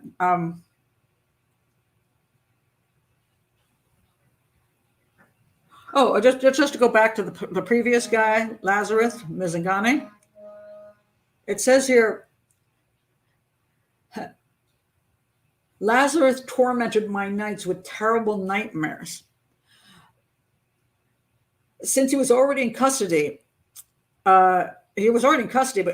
she never met him face to face. She never even got to interview him. Why was she having nightmares about a guy she never even met? Again, nonsense. Okay, let's go to Phoenix Cane Killer. She also gave descriptions of the man. I don't know. These are just little excerpts I took from her book, so I'm not sure who the she is. I'm not usually concerned with the killer's appearance. Well, you should be. That's very important. But rather with what's inside his mind. Okay. And an identikit was drawn up based on the girl's description, and by the end of the day, I had a face to match the man in my mind. We still needed a name, though. I was amazed at the speed which I picked up on the killer. I knew it was because I had such a cathartic experience the previous weekend. I'm not sure what that cathartic experience is, but she's now on, serial killers are on speed dial now. Whoop, I got it. I appreciated the man who had been brave enough to enter my mind. I want to cry. Yeah. I appreciated the man who had been brave enough to enter my mind and extract my pain. And I attribute a major part of my capacity to draw up this particular profile to him. Oh, wait a minute. Maybe it wasn't this guy who was in her brain. Maybe it's some dude. I don't know. I have no idea. This is nonsense. Oh, my God. Anyway, what happened? How did they? What was her? I'm trying to find her, just her profile. The profile. She predicted that the Phoenix Killer would be a Zulu man. And I'm going to say, because they had they actually had a description of him, and he looks like Zulu, So a Zulu man between the ages of 30 and 40. I think it came out to be, when he started his crimes, was in his 20s. But see, there you go. Wasn't really 30 to 40, but we'll ignore that. Maybe that's that 1% she's wrong on. A local resident in the Phoenix area who is well acquainted with the sugarcane fields. All the women were in the sugarcane fields. And there's squatter communities around there where people live who just very little money and work very poor jobs. And so the fact that the women were all in the sugarcane fields was kind of an indication of something, So, by the way, interesting, but I forgot to point this out in the last one. This guy, not him, sorry, this guy. Remember this guy? What he was doing was, this is very important as far as serial killers in South Africa. A lot of the women that he did, he went and offered them work. And supposedly, he didn't even have a car. Now, though later on, there's this claim that he did from Micki, you know what I mean? But anyway, he would get women and say, I have a job for you. And he would get a taxi. Then he would have the taxi drop them off near a field. And he'd say, just down this path is a shortcut to the location. And the women would go with him and he'd kill them in some field someplace.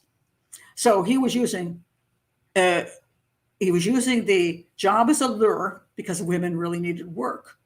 And he was using going to an empty location. Even if he didn't have a car, he could just get dropped off and make them go to an empty location, to a path, the shortcut. Well, the thing is, he did the same damn thing. So he also lured women by offering them work. He'd say, well, hey, he told them I worked at the Four Seasons, which was kind of not believable to one of the victims' family members. She said, the guy did not look like he worked at the Four Seasons. The way he was dressed, he kind of looked like, wasn't doing very well. Well, he should do better if he's working at the Four Seasons. But he offered this job and the women were desperate. Desperation will do that. And how did he say you get to the Four Seasons? You walk through the cane field. So they walked through the cane field, halfway through the cane field. That's when he raped and murdered them.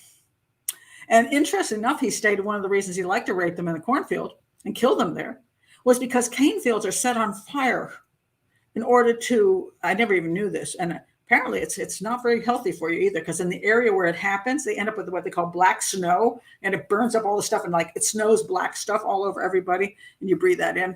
But that's how they clear out this other brush so that they can grab up the sugarcane. They have certain places have banned the use of burning sugarcane fields, but apparently he was hoping to burn up the bodies with a sugarcane field. He was called a disorganized killer, but I'm going to say that's pretty damn organized, in my opinion. If you're going to go by organized and disorganized, the guy was smart. He got women to go with him. He came up with a good story. He lured them, took them to a very good place to kill them, where nobody would see them, and then they get burned up. I got to give the guy credit. It's pretty good plan. So she says that. What was his profile again? 30 to 40, local resident in the Phoenix area, well acquainted with sugarcane fields, a man with at least a high school education. Turned out he only had a grade school education. He would be a loner with no friends. Why? Because he kills people in a cornfield? Because if you go back, he lured women. He lured women too. He was super sociable. Why would he have no friends? How do you know he's got no friends? And he'd earn his living by dishonest means. Why? Couldn't he have a shabby job but still kill women in a cornfield? I mean, apparently this guy was more dishonest. She didn't say anything about him earning things by dishonest means. Just this guy. All right. I said he would be single and that he wouldn't use a car in the crimes. Well, because in the middle of this location where the car can't access. The full profile is more than 50 pages long. I've never written a profile that's 50 pages long. What the heck is she putting in there? I think it's going to be all about his childhood and how miserable it was, and anything, it was, I think they said he supposedly slept with his mother until a certain age or something like that. And so therefore he killed because he hated his mother. All this, she goes into all the Freudian things.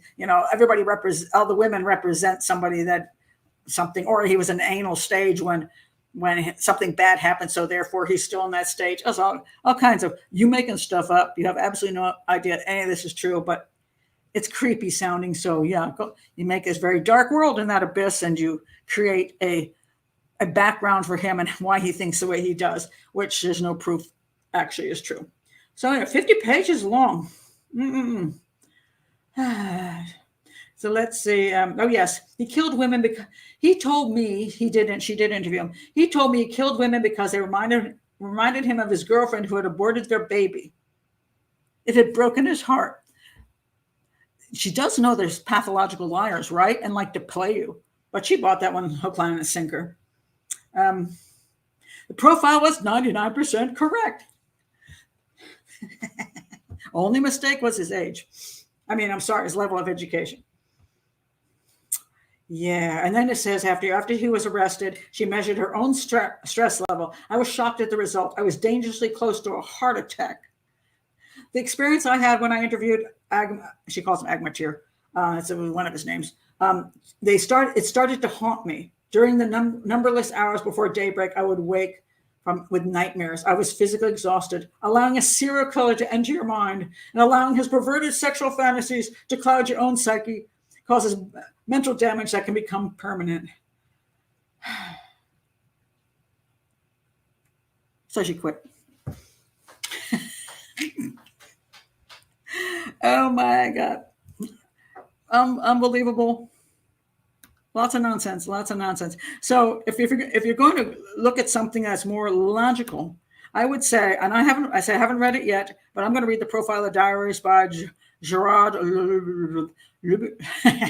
Lubishkin. Anyway, whatever his name is, I want to read his book and see if he's more logical than she is and doesn't give me a headache. I'm really hoping for that. Because good detective work is good detective work, and a good profiler is a good detective, and a good detective is a good profiler. And it's always based on what? Actual evidence. And you just don't make up stuff. If you're going with your gut or your psychic descent into an abyss, you're not a real profiler. You may pretend to be a profiler, and people might believe you're a profiler, but I'm sorry. I'm not saying she didn't do some good work in there. I don't know what she actually did with the police force, but the profiling stuff, None of it rings true to me. None of it rings accurate. I can't go with it. So what's going to happen now with this series is she, first of all, makes good money because she obviously, the book, she got a deal that comes from the book. I sold my book, The Profiler. I didn't get such a good deal. And they did make a show. It was a fictional show, and it didn't get green lighted. It was really annoying. But I didn't make that much. And if it had gotten the green light, it was with Mira Sorvino playing me. And if it had gotten, it's called, what was it called? Forgot the name of the show. Been a while. It's been a long time since they made two different, what do you call it? Now I'm blanking on all the things that go in that world. The show they make before they go and they try to sell it and make a series out of it. But anyway, they did it twice with two different companies. Both of them, for whatever reasons, didn't make it. Mira Sorvino, I thought she was okay. I thought it was a good enough show, but it crashed and burned. And so I didn't ever get the full deal. If it had become a real show and gone on for years, I would have gotten a paycheck. That would have been actually really nice to get because profiling usually doesn't pay that well. But she got her show, and so that show has got a lot of, she got a show, and she's going to get paid for that, and it's based on her book, so she got a deal. And my concern is that the profiling is completely inaccurate and not based on, in my opinion, actual reality. It's based on her version of the truth in her book, her story, which I find really questionable. I really do. I don't see the evidence that her profiles, first of all, were accurate or that they benefited the investigation. And there are those, when you hear some of the other people talking, don't seem to be that enthused about her contribution in that sense, that she maybe did train detectives to learn about the inside working minds of serial killers. That I don't have a problem with in general. But I don't think that. I think that there was a huge police force doing real detective work, and they seem to have done some of the right things when they got the task force together. They seem to have done some of the real good things, going back and looking at crimes where there were surviving witnesses or crimes that never were looked at. I think they got those three guys that they got, not the Station Strangler, but the other three guys. I think those guys were definitely all guilty. Those were serial killers. Station guy, I question that Simons is guilty of anything. But they did a tremendous amount of work. And as a team, I'm sure they came up, maybe she contributed good ideas to what to look for. I don't know, but not sold on the profiling stuff that she's trying to sell us. Okay, I'm going to check the comments now. Yeah, let's see, where are we? Let's see.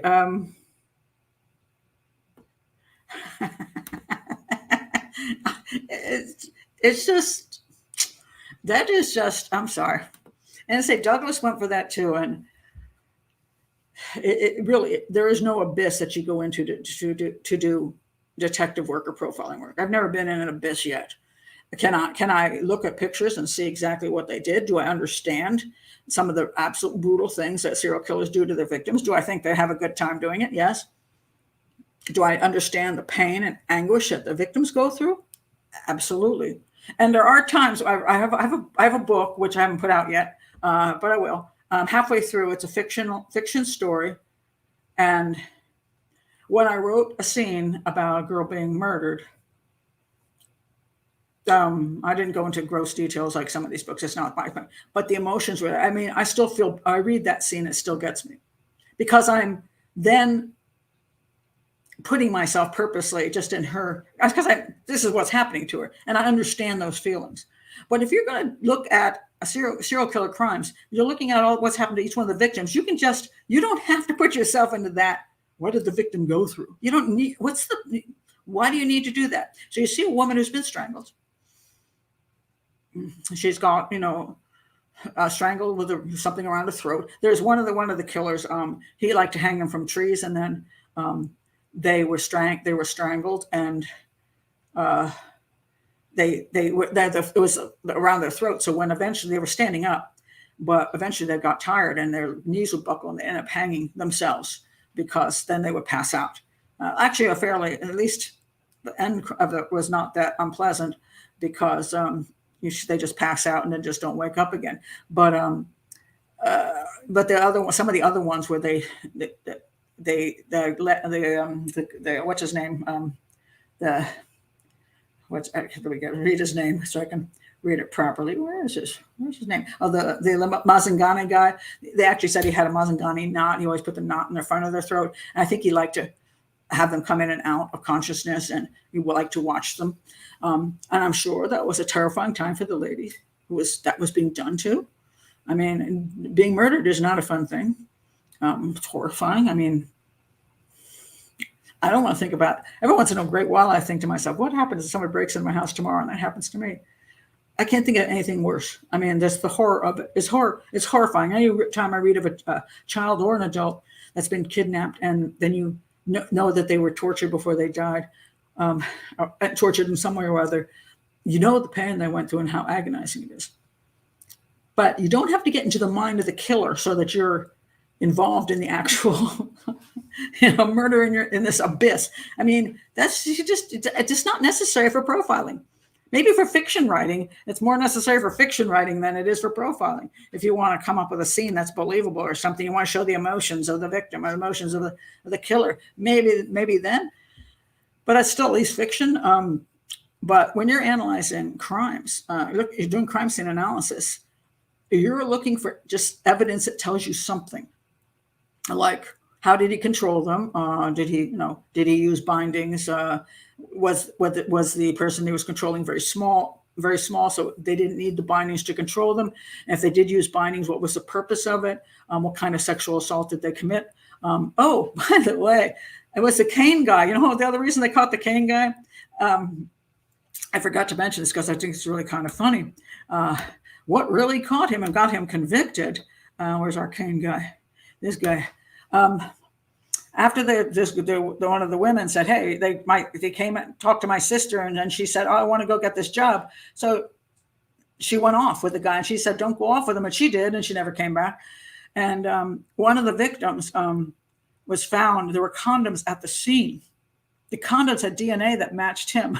This isn't it. Now he planned everything else. I guess at the time, you see, DNA wasn't such a big deal, so I thought he'd get away with it. But then later they tested it. But why did he use the condom? Did he use the condom because he was worried about getting AIDS, HIV? He used the condom so he wouldn't make himself ill, but then he just left the condom at the scene, not thinking that would ever lead back to him. Oh, well, that did you in, buddy. Let's see. Harpa, it's like writing a scientific manuscript describing feeling like the electron belongs there, and your intuition saying this gene encodes this specific protein because that's what the abyss told you. Well, there you go. See? You figured it out. Oh, my God. Oh, that's interesting. Kurt says, we had a serial rapist cab driver back in Ghent. He would pick up severely drunk girls. Yeah, again, drinking is a high-risk thing. Getting into a taxi, that can be extraordinarily high risk because some taxis are not on the clock, and but remember, they didn't used to have anything that could show where the taxi was. Now, like with Uber, his whole route is tracked now. But back in the day, you just wave a taxi down, you get in that thing, and that guy could take you anywhere and kill you, and then just go on his way. Taxi drivers were a good truck drivers. Taxi drivers and truck drivers are the one group that can pick people up without having too much worries because they're out there doing the job anyway and not suspected of anything. Of course, picking up hitchhikers in general works as well. I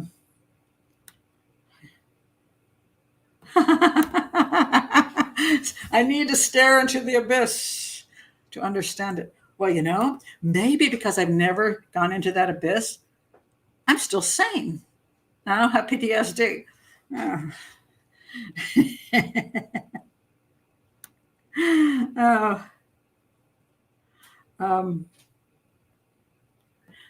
Lisa's got some info on him.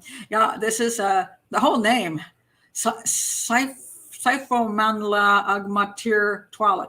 By the way, she went all nutty about this. One of his middle names, Mandla. Supposedly, the Sitole guy mentioned some Mandla guy, and she goes, "Oh my God, they were like together." And there's never been any proof that they worked as a team. South African rapist and serial killer was convicted in 1999 for the murders of 16 women and 10 rapes. He was sentenced to 506 years in prison. Yeah, he needed to be there. There's no question. Well, that's kind of my thought, but I don't like to be harsh on every other profiler out there. I'm just a profiler, and some people don't like the way I profile either. So we all have differing opinions. But my biggest concern is just that we don't misrepresent profiling as some kind of psychic thing, and we don't represent it as being able to do things it can't do. So, yes, I mean, when you get the one thing I like that the guy's whose name I can't pronounce said is that he said something I've been saying for years, and I haven't heard anybody else say this. For years, I fought the FBI's concept that you have to have 3 serial homicides linked before you could say it was a serial killer. And I'm always like, why the hell do you need 3? Wouldn't 2 be enough? And then I said, as a matter of fact, wouldn't 1 be enough? If you have a stranger homicide, you find a woman who's raped and murdered in the middle of a field with her hands tied, you can pretty much assume that is a serial homicide. You just don't know the other ones yet. I call it a suspected serial homicide. Okay. And this guy, oh my God, he said the same thing. He's like, well, if you just have 1 by themselves and it's clearly a stranger homicide, you should be looking for the other ones. I'm like, this is the first time I've ever seen anybody else say that. I found that very exciting. And I'm pretty sure he doesn't know who the hell I am. So I don't think he stole it from me. I just think he understands that that's true. And so I'm excited about that. I think I would like to see more and more profilers, proper profilers. I've always said this, and because we don't have just like the FBI has supposedly at one time had like 9 profilers, and they were like the only people who could profile in the whole country. And I'm like, do we just have 9 doctors? Do we just have 9 lawyers? Do we just have 9 teachers in the country? Just 9 scientists? Why the heck, when we get down to profiling, can there only be the FBI guys and only 9 of them? Why can't we have profilers trained like every other field, and they can work with police departments? The one thing I think I agree with Micki is that they should be working with the detectives. That's the best thing I think she's done right. That she said, well, the FBI most time never even went to the scene. She's correct about that. They sometimes just got a phone call and just gave an opinion over a phone. That's true. She's correct about that. I don't like the way the FBI does it. I want profiles to be available in every police jurisdiction to work with the detectives, so that while the detectives are running around doing so much other stuff, they can focus on just analyzing stuff and saying, hey, I see this. This is an interesting thing. Maybe we should look here. Maybe this is a good avenue of investigation, and can develop profiles, not stupid profiles, which are meaningless, but stuff that really would send an investigation in a good direction to look for suspects. I would like to see that in every major police department. And I also want to see every detective trained better, because if they can do the same thing, if they have the time, because a lot of times they're overworked, and that's why it's nice to have one person. Like if I were working for a police department, I don't have any other work to do. So just bring it on in, throw it on my desk, let me do it. And they can run out and do what they have to do and come back. But if you don't have that, at least if the detectives have good profiling and crime scene analysis skills, they won't jump to the wrong conclusions, not understand things. So yes, I think they need training. So I like the fact that she did training and at least understanding serial killers. So I agree with that. I think she inspired them to have an ongoing unit, which also did essentially investigative criminal profiling, what I call investigative, meaning the criminal profiling happens during the investigation. If that happened, well, then good. She's done some good. I just snorted. I'm in a snorting mood. She did do good. So no, we don't, when we're here in this life, we don't always do everything well, so anybody does some good, I'm happy. I like the original FBI stuff. I think they contributed that. I'm not happy where it went to. Brent Turvey's book, I think, is excellent. I don't have to be I don't have to have him like me for me to say that. I like that she pushed profiling as an ongoing investigative technique with the detectives, with the police, and not something that's far, far away. So I like her for that. So I can give out some credit somewhere. That's my thought on that. Let's see. But that show, that's pretty bad. That's interesting. I bet all the cops involved hated her. The fact they showed how they appreciated her in the TV series says it all already. Well, police departments, any detective will tell you that the police officers, they're very, they have their valise, it's like, hey, it's my case, and, I don't want you interfering with it, and who do you think you are? There's a lot of egos rolling around in police departments. And they get to be very tight-knit groups, too. And for good reason. I mean, it's a tough job. My daughter is a detective. She's been in homicide. She's been in sex crimes. She's been in child abuse. And she has, as she put out, she took a cake to work the other day. It said 365 days to retirement. So she's almost done with her 20 years. And but she's very close to a lot of the detectives she's worked with, because they work so many hours and they work so hard, and they're like family. So when you come in as an outsider, it can be very difficult. So I don't know how much they liked her or didn't like her. I honestly don't know. It's she's done most of her own PR, so I don't know whether they're happy with the PR she's doing, or they're just like, we're just going to shut up and not say anything. But I haven't seen like tons of people coming out and saying she profiling was amazing and all that. So I don't hear that. But then I'm not in South Africa and I haven't read every book, so maybe a lot of people think she was very useful to the department. I just don't know. But I think if you can get in and start working with the department, where you go have beers together, you're just one of the people. You're one of the team. You should be part of the team. You shouldn't be above the team. You should be able to contribute your part of your work, and then the team solves the case. And it's not because of you, but because you're part of the team. The team also, everybody contributed. And therefore, that should be the greatest thing ever. I mean, I would never want to say, oh, I'm the reason that the case got solved. But I'd love to be a functioning member of a team where the team solved it. And you could feel good about everybody. There's a lot of work that has to go into any case being solved. Everything from interviewing to protecting evidence to doing incredibly dull research work to profiling, crime scene analysis, to the forensics. There's so much together that it should be done as a team. And when the day is done, if you can get the guy off the streets, you go out and celebrate. So you're saying, yeah, there's no DNA matching him. No, not Simons. No, the other guys, yeah, the other guys are guilty as all get out. The other three guys, the other three guys I talked about, they're all guilty. But Simons, I'm not sure I see it. You have Mindhunter? I don't like it. At least read Wrestler's book and not Douglas's. There are other good books out there. But yeah, Profiler, thank you. That's my book. And How to Save Your Daughter's Life is also my book. Although How to Save Your Daughter's Life is only audio right now, but I've gotten the rights back for it, but I have to put it into a print form because I don't have the original print form that the book was written in.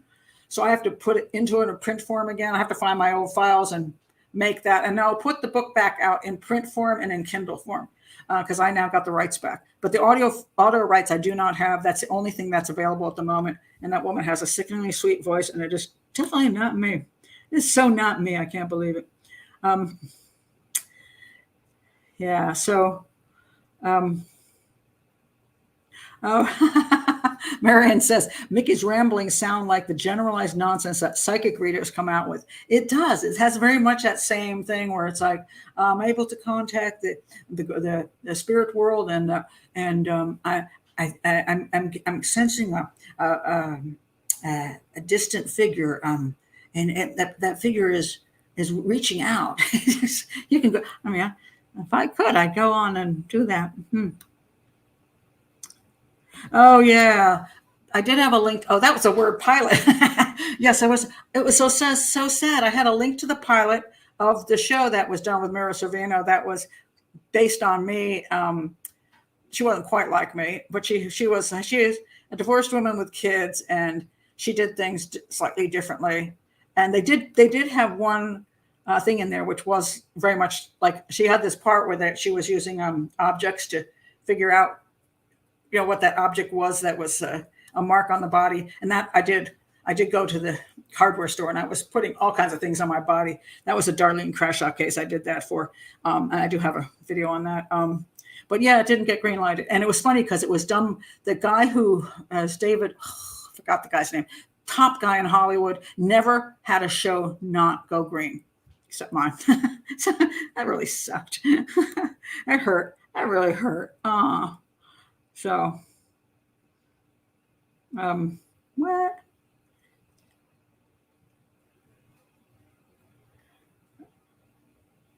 I'm trying to figure out what you're talking about. Okay. That's what?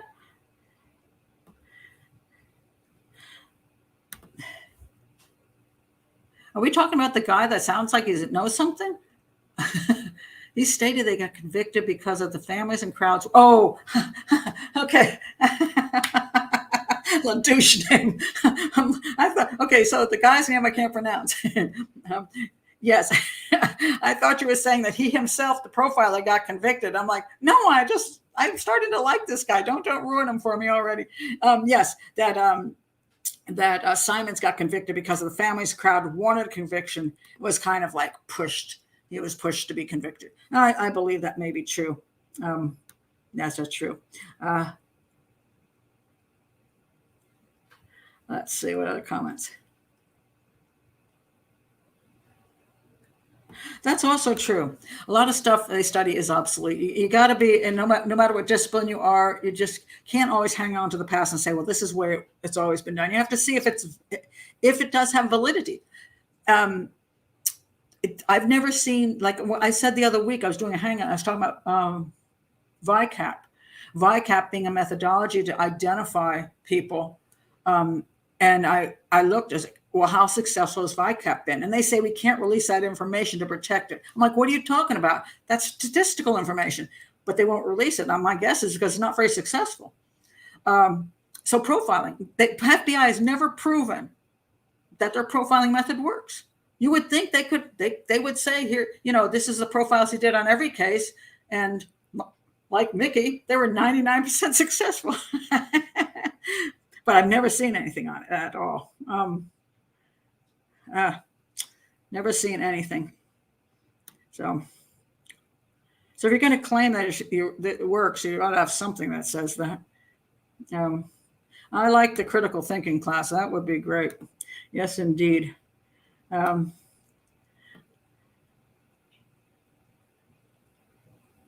Oh, that's an interesting point, Lisa. I think in their efforts to legitimize themselves, these abyss seekers think they need to let us know they're on the inside track. Yes, because it makes them mysterious, that they have this incredible ability that nobody else has, you see. So since I've never been in that freaking abyss, you don't have to believe anything I say because but if I had been in the abyss and I had connected with the killers, you would think, and this is what John Douglas does as well. He talks about how he's all this stuff. And it's like, and people go, oh, it's so mysterious. Like he could get into the head of the killers. Oh, and then therefore, like a psychic, he knows something that no other person could possibly figure out. And I've seen stuff that he has profiled. I understand how he got it. And sometimes he got a couple of his profiles, some things that are in it, he got because he got inside information, and he pretends he thought about it before he got the information, so that you're amazed by his ability. How would he know that? How? Well, how did she know he drove a taxi? Probably because she heard he drove a taxi. But then you think, well, from the crime scenes, how did she know that? And of course, in the series, he's a teacher. How did she know that? Well, she didn't. She gave a bunch of different names and had nothing to do with actually any kid going with him. So it had no meaning anyway. But then because it turned out to be a teacher, and she claims it's it's in her profile, although it's in the profile with other professions as well. People go, oh, that's amazing. No, it wasn't. But if you can convince people you have some kind of inside track, something, but because I've studied serial killers for so long, because I understand how they work, I have this sense that none of you have, so that I can do things that you could not possibly dream of,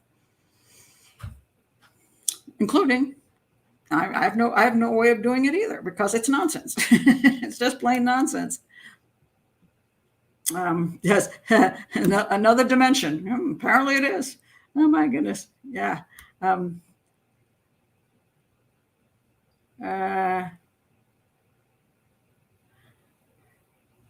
Well, the time to, we all want to legitimize ourselves to some extent, and she's getting ultra legitimized now because her book came out, and her book did not sell that well. Her book came and went. The only reason I knew about her book was because I was looking for profiling books, and I found hers, and I was like, oh, female profiler, and I read it, and I was not impressed.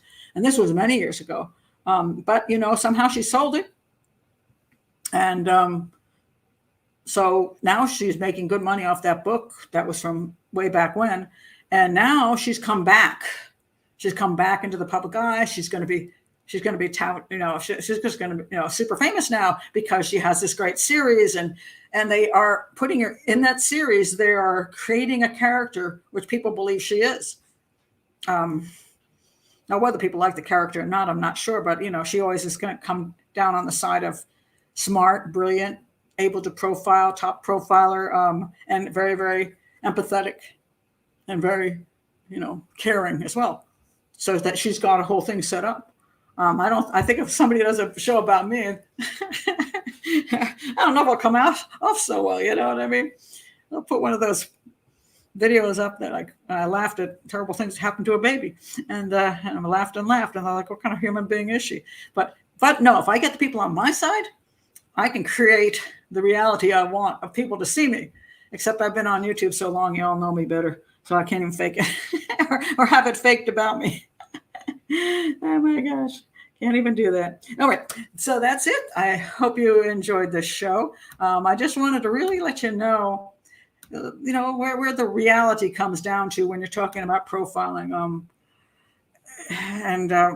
Eventually when I do the profiling school, I'll go into things in a more specific detail and more of a proper way. So you can see all the different points. But here, I just try to bring you into the world that profiling is in, or is supposed to be conducted in, and let you understand how things really are.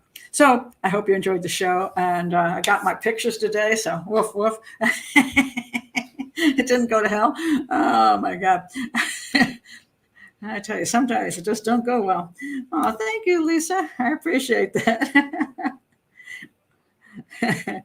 So yeah, none of you are drunk because I screwed up all my pictures. So, Lord. Well, I'm glad, Taylor. That's the point. I'm hoping to give something that's useful. So, I'm glad you were here, Tom. Hey, Thomas. First time Thomas is here. Welcome, Thomas. I'm so glad you're here. And say hello to your mom. That's great. Nice to have more guys here too. So, we have a very heavy female group that comes here, but so I'm always happy when the guys come too, because, hey, I hope that the stuff I teach helps detectives, profilers, wannabe profilers, wannabe detectives, people going into law enforcement, people going into psychology, people just wanting to live their lives and not end up screwing up. So you can recognize psychopaths before you decide to marry them. Doesn't matter if you're male or female. You're going to run into them. So we scare most guys. I don't know what's going on in the chat room there, but maybe so. Oh, there we go. Cool. Okay, I got to read this. Wait a minute. Where are you, Thomas? And I'm only 16. Well, welcome. Studying psychology at school. Very good. And I hope that what you're going to get out of this is something I don't teach you at school. Lot of logic and a lot of understanding things as is really true, as opposed to me doing. There's sometimes you'll just hear there's shows that I listen to, and with a whole bunch of people on them, like some of these 2-hour shows being done on certain YouTube channels or on television, and they get these different they have lots of degrees, and they have their doctor so-and-so, and they're a retired detective so-and-so, and whatever they are. And they speak they're very polished sometimes in their speaking, and they use big words, and they explain things. Oh, this is how it's done. And I listen to it and I go, this is not really, I'm not really getting anything out of this. It sounds good, but it doesn't really mean anything. And it's not necessarily even true. So I throw away the polished stuff because I just don't have the energy to be overly polished. And I like to be very blunt and straightforward and just say things the way I see them.